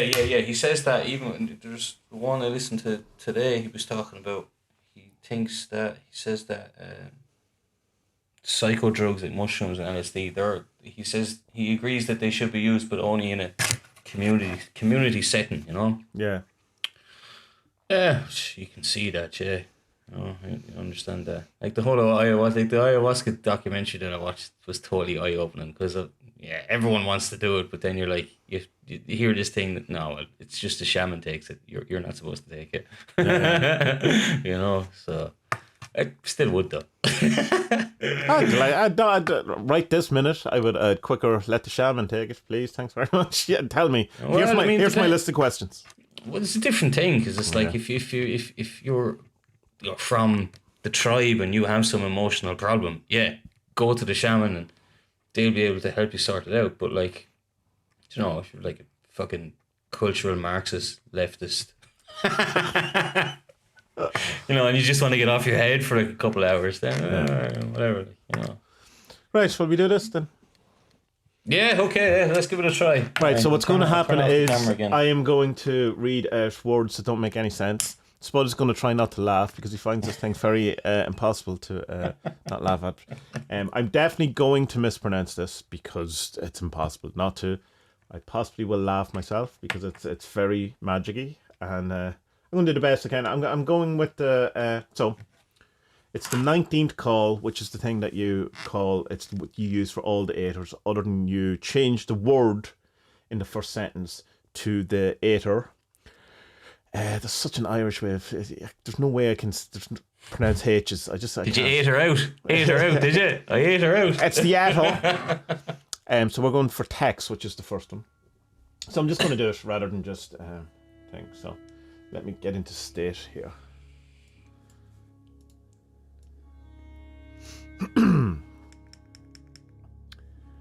Madri iax dispraf tex chis miska alt sa a near ka o zogo ol fasisi balzi zras I aida nanka go honlim mikma a do I a mad I a od bliob sa ba o a e o na chis lu chif ti an p ripsol tis abra sa non chef ti ta a b ka so ig od tilb adfant tam plos tuan anof chi jim calzo ma al raz toglo mob ya re id o go od tor zup I o da go hol ka o ga taba ord sa a near o chis ti o as year por il ti o bel bustir tilb no al pa id or spa od tod rem ni zil na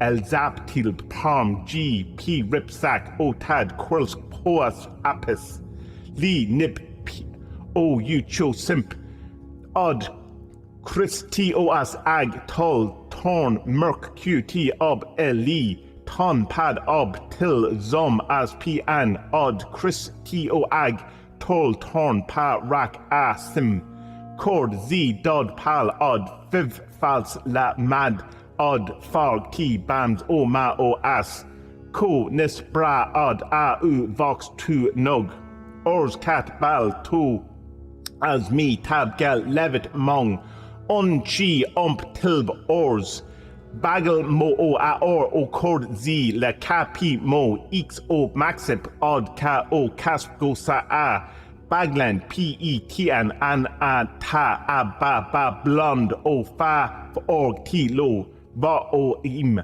madrix iax tuzu o edriax o ro cha a bo a pri taba o ri Prias ad tarbas ad dear pan cor tat dobix. Yal cam prias ad zi a cor azir o cabs q ting re pier pa a ox sa ga cor o port zag ka korg a o via crumpt. Torzu zaka o zamran abzi zi pomona tazor zastia maltan odo circle qua od azama palapi iad nama.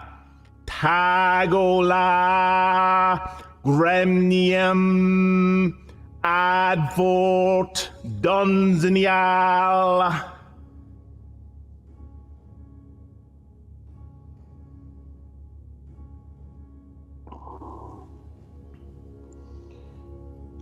You know, at the start of those awful Marvel films, you get the flicky page thing of like a montage. Oh yeah.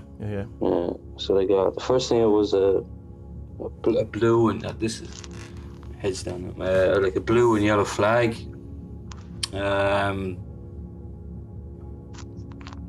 know, the left side was blue, the right side was yellow, and then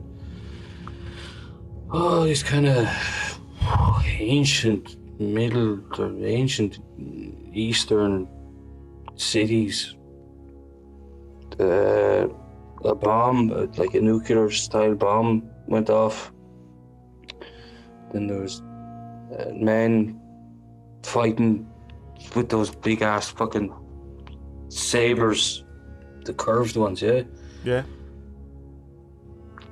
And then nothing, just desert. And I had a name, Aethyr. And while you were saying the words, I asked Aethyr if it was okay to talk to her. And I told her, I'm here with you. And she said, yes, she's happy to guide us. So if you have some questions, Tommy. What is it we need to know most right at this moment?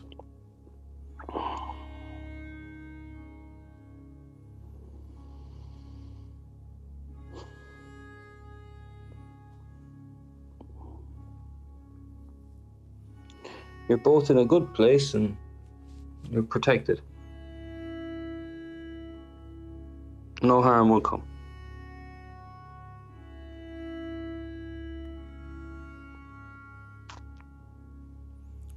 How's the new year looking? What's next year going to bring us? Globally. I'm not here to tell your future.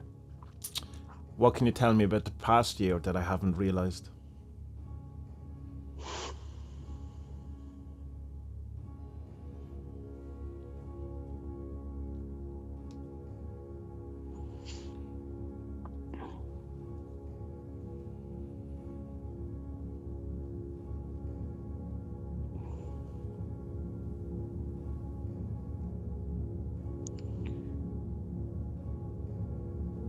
She has an answer, but I don't know if I want to tell you. No, well, she tell me. says, you know what's important and focus on them. Stop wasting your time. That's it. Okay.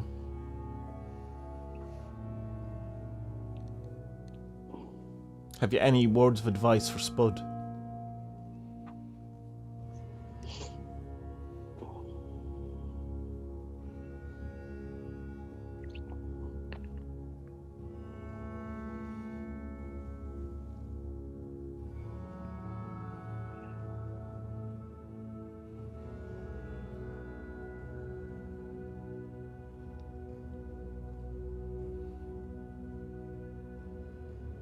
You know what you want to do.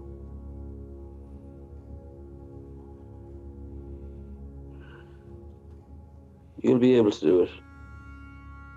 It won't happen. It won't happen quickly, but it will.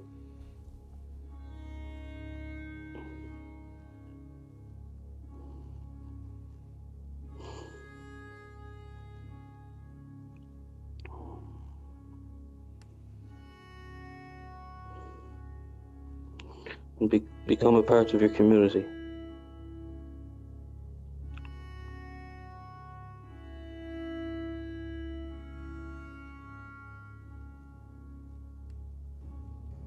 And so I'm asking, like,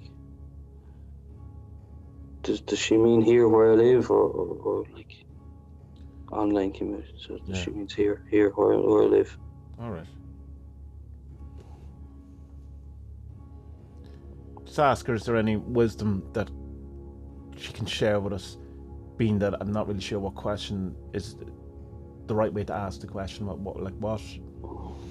What is the question that I need to ask, or that we need to ask, rather than like not individually as me, but as a society, or as a community, or as a culture.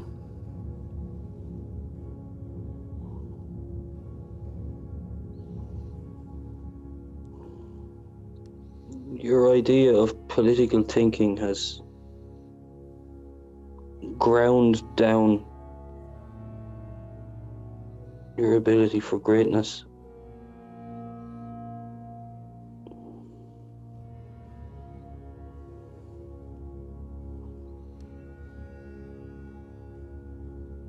Everything is politicized.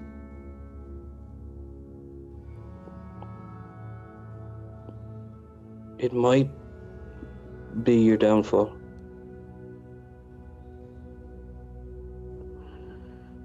That's one way it can go.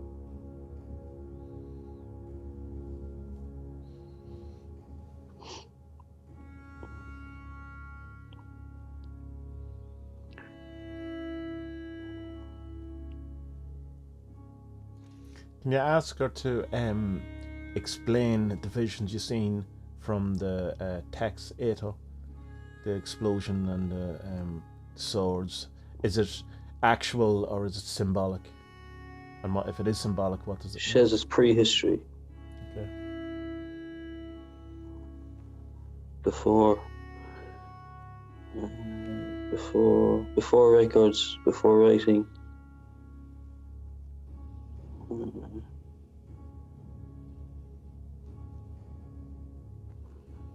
So I'm asking her who did it, and she says,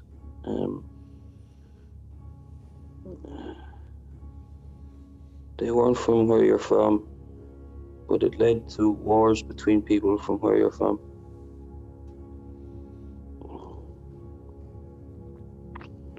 That ain't good.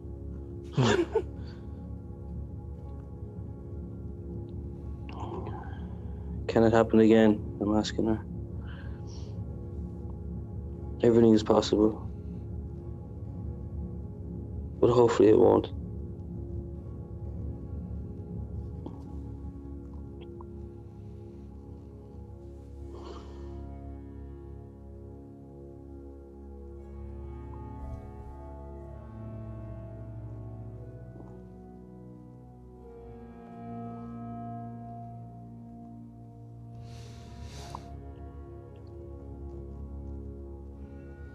The only kind of questions that are coming to me now are kind of questions that would be to test the reality of it, or to kind of test to see if it's true. And I kind of feel that's a bit disrespectful, so I don't want to do that. So, have you any more questions, Spud, you would like to ask, or? Well, it's because I don't really understand the Aethers, and is this a bit like Malkuth on the Tree of Life? She says it's akin to it, yes.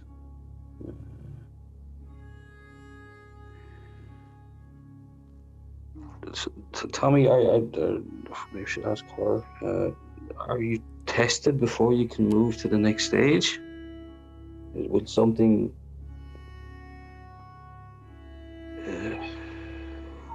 happen in our lives that will say we can go to the next one? Or yes, she says yes. I'm fucking shaking her again now. It's weird. I feel like she's losing patience with us, man. Ask her something nice. Ask her something nice. I don't know. Maybe. Well, if she's losing patience, then we'll just, I suppose, thank her and appreciate your company and coming to talk. No, she doesn't want to go though. She doesn't want to go. But we're asking the wrong things. I don't know what. Sorry, I don't know what to ask. What give me some hint to what I should be asking. What? What do you want to know, Tommy?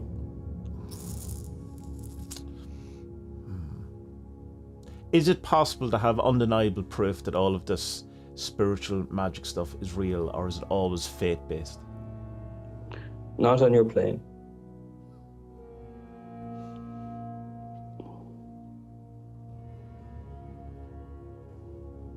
Well, that's unfortunate. But you were given many hints all the time. You just don't see them. And it's not just you, Tommy. Everybody. People don't appreciate what they have.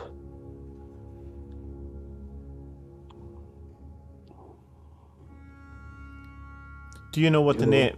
Ask her. Does she know what the name of my holy guardian angel is?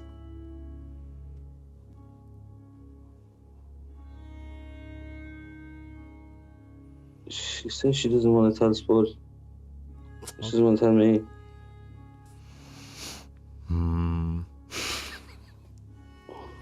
That was one of the questions that I was just didn't know whether it's because it's like the testing question. She said she did. That's for you to tell Spud, not for me. Ask her, is it disrespectful to ask her questions that are to test whether we're talking to... Not really. Okay, so can I ask a question then about something Spud wouldn't know, that wouldn't make an odds, whether, like say if I... What would it prove? Well, it would prove that you know something Spud doesn't. I know many things Spud doesn't. Say that again, I didn't hear that. I know many things Spud doesn't. Sure, yeah, but that I would also know. So like it's something like along the lines of, what is the book I'm holding in my hand? I have no idea, I can't read that.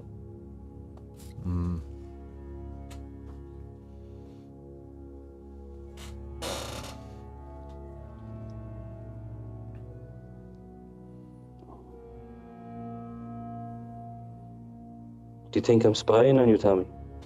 No, not at all. Do you want me to spy on you, Tommy? No, it's not that. I want the object of that question was to see if you could know something that Spud doesn't, and then that would reveal that you are something other than a form of Spud's consciousness.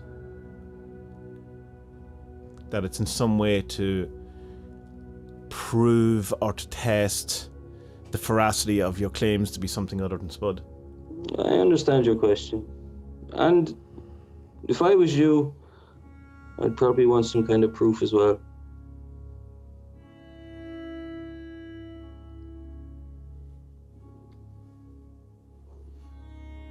Can you supply any proof? No. I don't need to. No, I'm sure you don't. No good to me, though.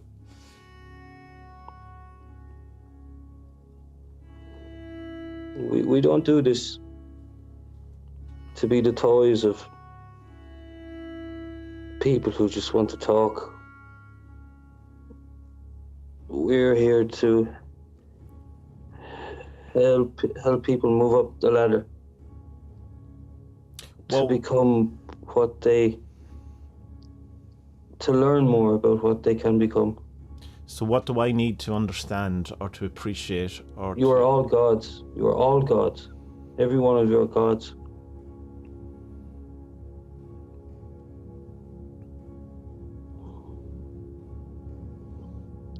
And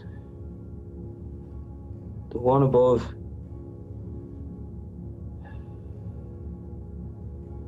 he is in all of you, and you're in him.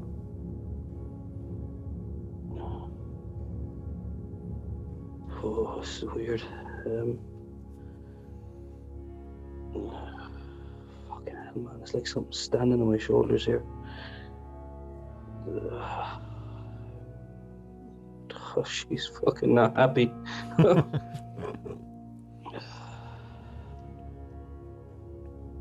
Why is she unhappy? Because you don't realize what yous are. But sure, isn't that the game? Isn't that the point? You should learn. You can learn. How?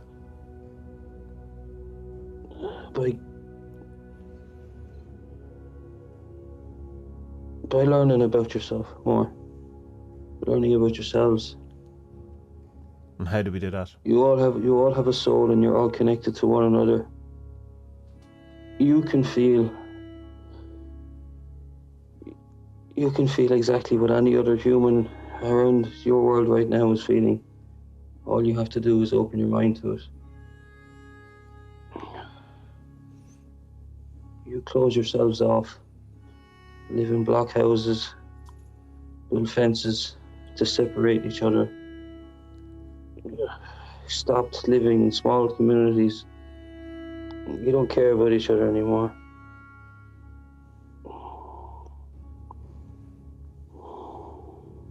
It would all be very different if you did. But that's not going to happen. So there's not much. No. There's no point in a sense, chastising us for something that can't happen. It can happen. Of course it can happen. I've no control over that.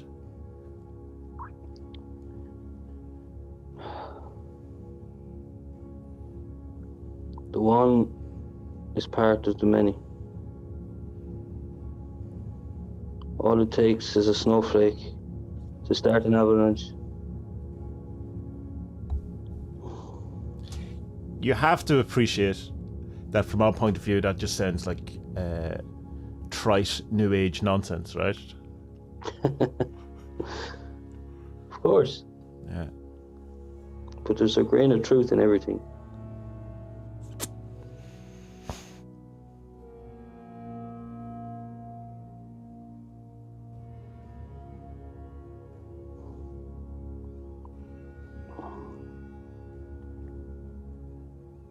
I think we'll let her go, Tommy. Okay. Thank you very much for coming and talk to us. As slightly exasperated as I became, I do appreciate it, and I know the fault isn't mine in not having prepared enough for this, and that just kind of turning up on spec and kind of going, well, you prove yourself, and I appreciate the politeness of you not asking me to prove myself or my kind of position to who am I to ask these questions. So I do appreciate it, and I hope that you understand that my questions come from a place of wanting to improve rather than wanting to destroy. So what I do appreciate you coming and talk to us, as I assume Spud does. So you have the license to depart, and with gratitude and loving energy, loving kindness.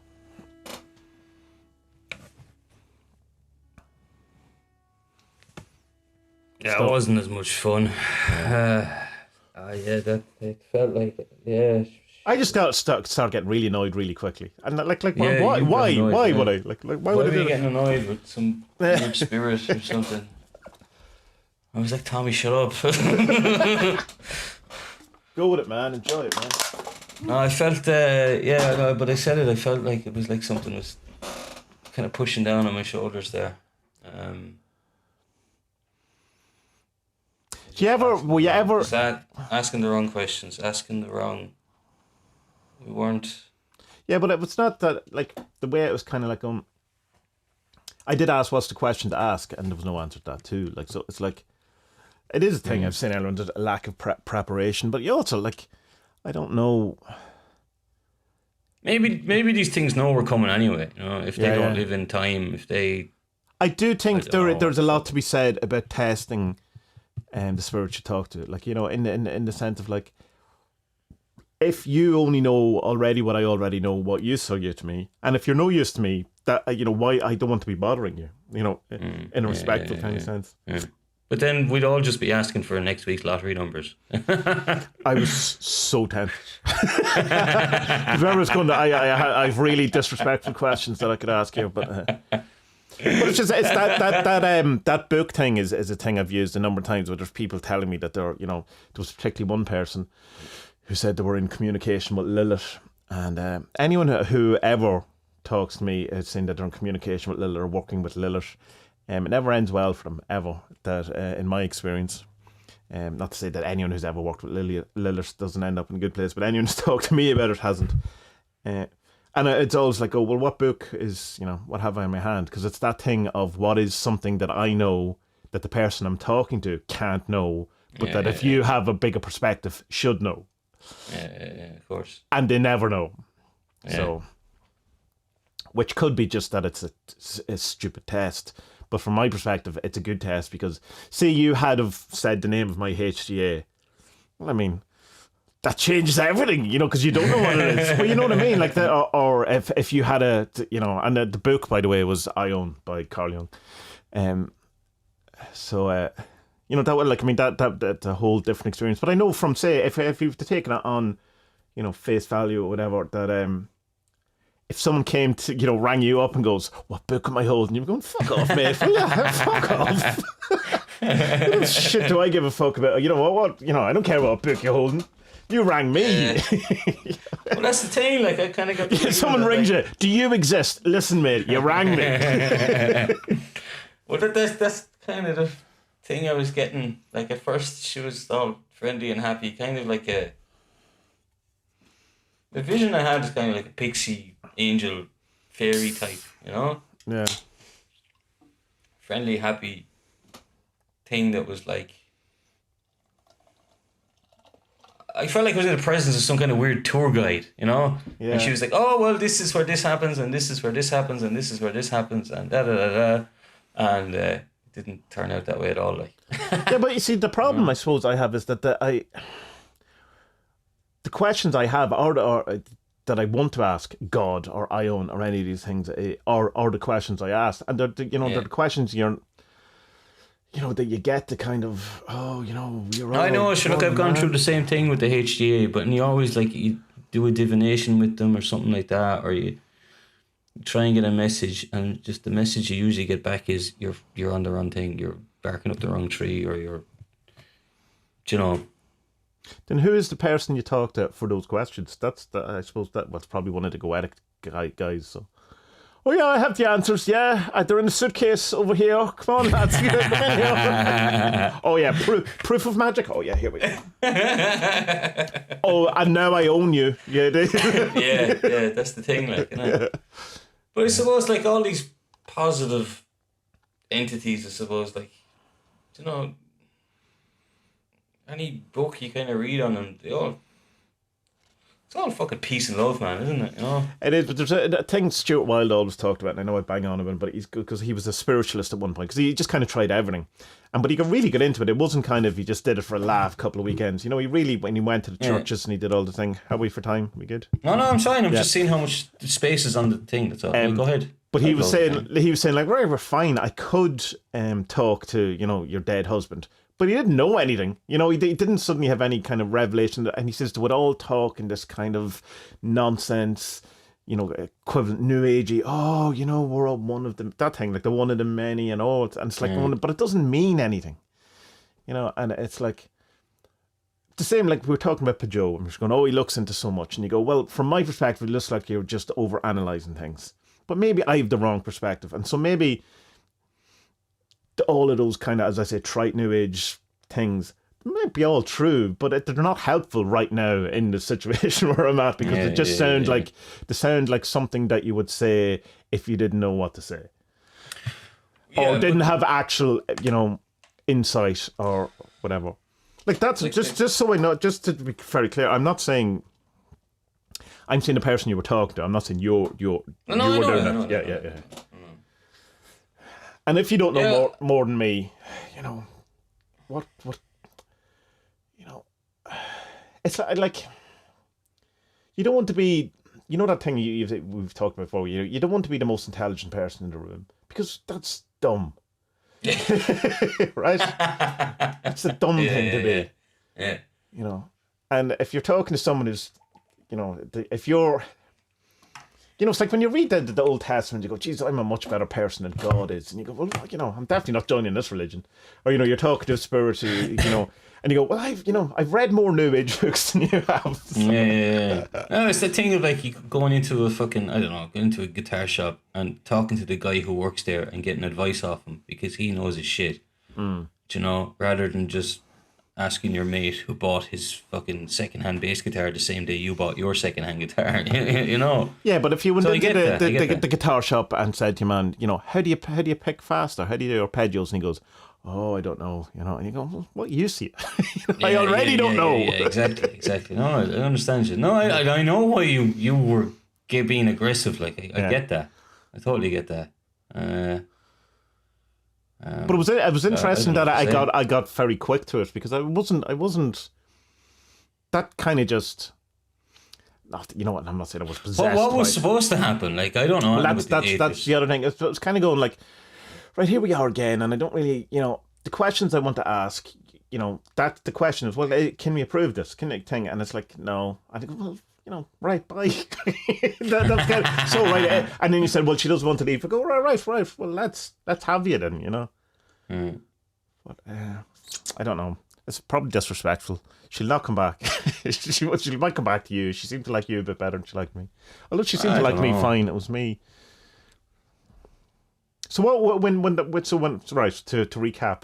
So when I was reading out the Enochian in my perfect Enochian dialect, I'll have you know.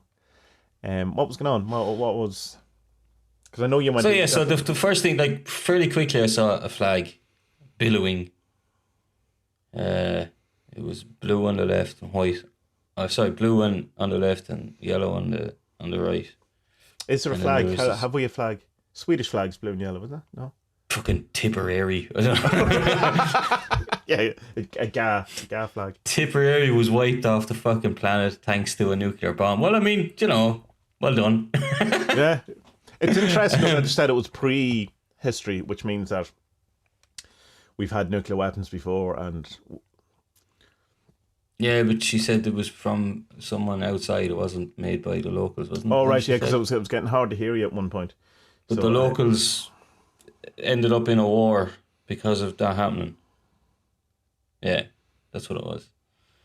So I don't know, there's probably there are biblical myths and Hindu myths and stuff like that, aren't there? Indian myths about wars and stuff like that. And there's the nuclear signature in the atmosphere of Mars that, depending on who you ask, may or may not be only exist because of a nuclear explosion. There's stuff like this, isn't there? Sand that was turned into glass and stuff like that. That's what happens, isn't it? It's been found in a good few places around the world and stuff. Yeah, I don't know. I don't really know. I just the kind of feeling I got was that like you're welcomed into an elevator and this is the first lift and it's going to bring you somewhere else. You know? Yeah, right. But I'm not too sure if we passed the test. That's why I asked her if it's A test. yeah, is it a test and will something happen in our lives kind of thing that can say we can move on to the next one? 'Cause she said yeah, so I don't know. Maybe it'll happen or maybe it won't happen. I don't know. But it's the same thing as like we were talking about earlier. It's like the symbolism is what you kind of put into it, isn't it? So That's it. Will you do more on your own, do you think? Or would you be interested in doing more? Or what's your thoughts on it? No, I kind of like doing it with the two people. No, Yeah. I think I'd get a bit freaked out on my own with that one. I could talk to the HCA on my own, no problem. But I don't really know what I'm getting into here. Yeah. You know? That's it, yeah. That's the thing. You know? But especially like if they say like don't read up on it, well then, yeah, no, definitely don't want to do it on my own. Because like would say like the Tree of Life stuff, there's loads of books on it and they say, you know, this is the middle pillar thing, this is who you'll meet, or this is who you look for, make sure you ask their name, and you know, there's a kind of Well, a roadmap. what's the word I'm looking for? There's a kind of criteria of things that you should do for it to go well, kind of thing, because it's been around for a good while. Well, then again, this is older, though, isn't it? Enoki and Magick. No. It's not. No, it's fably mythology like it is, but it's like it's 14 whatever is John Dee. So. Yeah, that's sort of shit. Kabbalah was only really invented in what 1700s or something properly. Oh, I was right. Yeah. In France, isn't it as well? That's the Yeah. So for the final one, because I can feel the drop in the spiritual energy, man. What I think we should do just for the final thing is I because we should probably bother Carl Jung, but is do just a divination. So, but I think you should do it, because the reason why I think you should do it and explain it is because I'm the 47s are a bit too embedded in me as their individual things to enable something else to talk through them. Say, so if you want to pick 3 cards while asking Carl Jung, what is this conjunction about, or what can we learn from it? Well, the chaste is after making herself known to be there. Okay. Chaste, so you need to live a life of spirituality, that would say, wouldn't it? Yeah, or go on a diet is it's probably another thing. Less indulgences, please. Yeah. Less indulgences, yeah. That's the one I like about her, is that it's kind of a message to, you're having a bit too much fun, buddy. You know, chill out and get yourself back on track here. I like doing that. I like doing that with cards, with yours and with the tarot as well. When just opening them and let something kind of fall. You know? Yeah. The mother is making eyes at me here as well now. Not in the Irish mammy way. No, nice way. Yeah, she's not judging me, calling me a failure. Thanks, man. Yeah, my house is bigger than yours and I have a newer car. Meow. Yeah, not that material things matter. Yeah.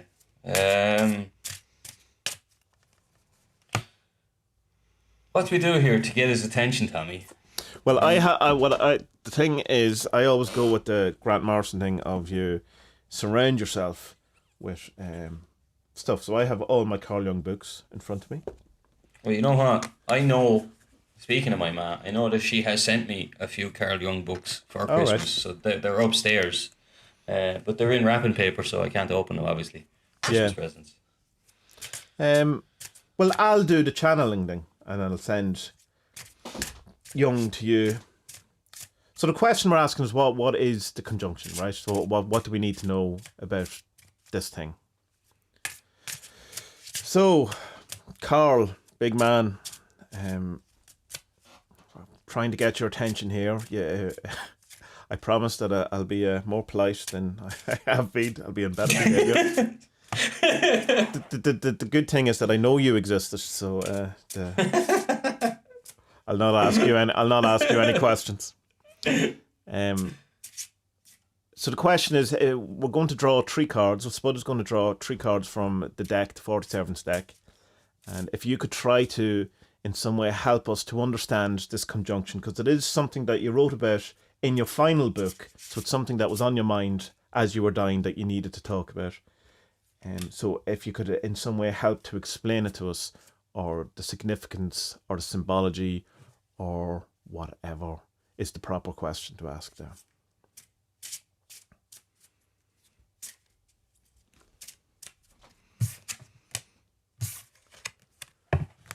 The moon. The moon, okay. Interesting that it is the light and the darkness, right? Being that's what the conjunction is. It's very... the physical thing. It's very symbolic, isn't it? Yeah. That also denotes lies, though. So that has to be. And not lies, necessarily, falsehoods. False dawns, isn't it? Things like that. Yeah, and hope in a negative sense, too. But that's only taking the ferry. My cat wants out. Hold on a second.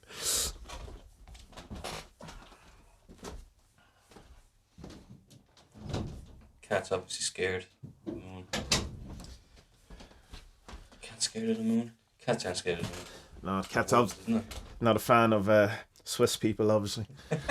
Or the moon. I would say to the listeners, the moon. It's afraid of the moon. Poor rigs. The moon, Tommy. I'm not really getting anything from the moon here. Well, I would take from that the cosmology that there is something about the light and the darkness, the actual, the physical act of the conjunction being that it's going to be, the Star of Bethlehem. It's been described that kind of, a physical cosmological body. That's what I get from that. So it's something real. Something actual rather than the kind of metaphorical moon truth. One or lack fell of out truth. there one jumped out on the ground there, so that's the gatekeeper. Okay. So that's always a good one, because it means that there's some change going to happen. Yeah, It's, or open to something that we weren't able to access before now. Yeah. It doesn't have to be anything physical or anything like that, but yeah, about an openness to something. Yeah. What was the hand? Oh, because I'm out of focus on the camera. Always professional. What would you do then? So the moon and the gatekeeper, how would you mash them together? Being the question that we ask is that there's a cosmological event that opens access to something new that we haven't previously had access to. So a new, so I mean, if you want to go like the kind of some new energy or something new or some area or something that we previously weren't allowed, not necessarily allowed, but we weren't, some new energy it has opened up, given the cosmological thing. So given the question that we asked. So Carl Jung is saying, It is something, yeah. Something's happening. While Aion earlier was like, not from where I'm standing, lads. But but from Aion's point of view, nothing is happening. That's You got the booby lady, Carnal. right. Just fucking go for it, man. Yeah, no, I mean, cause there's many kind of levels you can talk about carnal, but in this, I think it's proper. That seems carnal to me. It's it seems like, what else could it be? Something sexy, nice one. We're about to head into some sexy times. Carl Jung saying, Carl Jung, he was no prude. By anything. Yeah. So that's interesting. So the carnal. So we have cosmological event that opens the door to Sex. something around beauty. There you go. That's what it is. Something around. Right. So if you want to go back to the Kabbalah thing, isn't beauty one side of the tree, opposite to severity? Yeah. Right. So good times ahead then. Well, because with the whole kind of thing, there was a lot of balance came up as well. So you kind of, being that we constantly tried to think that we were in the Kali Yuga and the end times and all this, that there's the possibility that, as it's been said, that we've been looking at technology, as a in a kind of wrong way, that there is a positive thing to it, that it's not just that it's perhaps seen then as that when you go so far with this type of thing, this conjunction or this point of time, look at hippie Tommy with his hippie hat on, going that no, you know, Aquarius, Aquarius. It's all 1970s sci-fi, Logan's Run type, free love. Well, didn't work out well for Logan's Run, to be fair. Yeah, that's what I'm going to go with. So, cosmic event that opens the key to something, a better understanding, possibly, of beauty, sex, and physical nature. What's your read on it? What would you see in it? Yeah, I'll go with you for the first two. I'm not quite sure about the Carnal. I think with the Carnal, I'd be like, cosmic vet, something new. I think it'd be more like,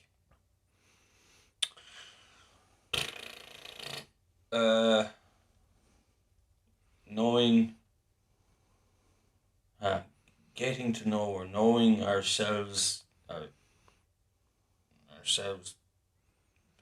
bit better on the inside, not just sexually, but yeah. Well, of course, the carnal, it has that quality of feeling good about yourself physically. Yeah. So, but I don't necessarily have to go with physical, though. I'd say it's more kind of, well, that as well, but... Is there a transhuman element that we could be looking at here? No. There's only one gender. No, transhuman, not transgender. No, I mean, look, then she pops up. Look, it's funny the way they jump out, isn't it? The balancer, yeah. Balancer. I think to know ourselves better and to enjoy learning to know ourselves better. That's the way I would read it. Well, I suppose one thing that just popped into mind is that the previous... Because the thing is, the thing is that we kind of deny ourselves who we are over our Catholic upbringings and. Well, this is exactly what jumped into my head. Is the whole thing of original sin and that sex was, and nudity and physicality was disgusting, and we had to cover ourselves and all this. So that if there is a new thing opened at it, it would be the opposite of that.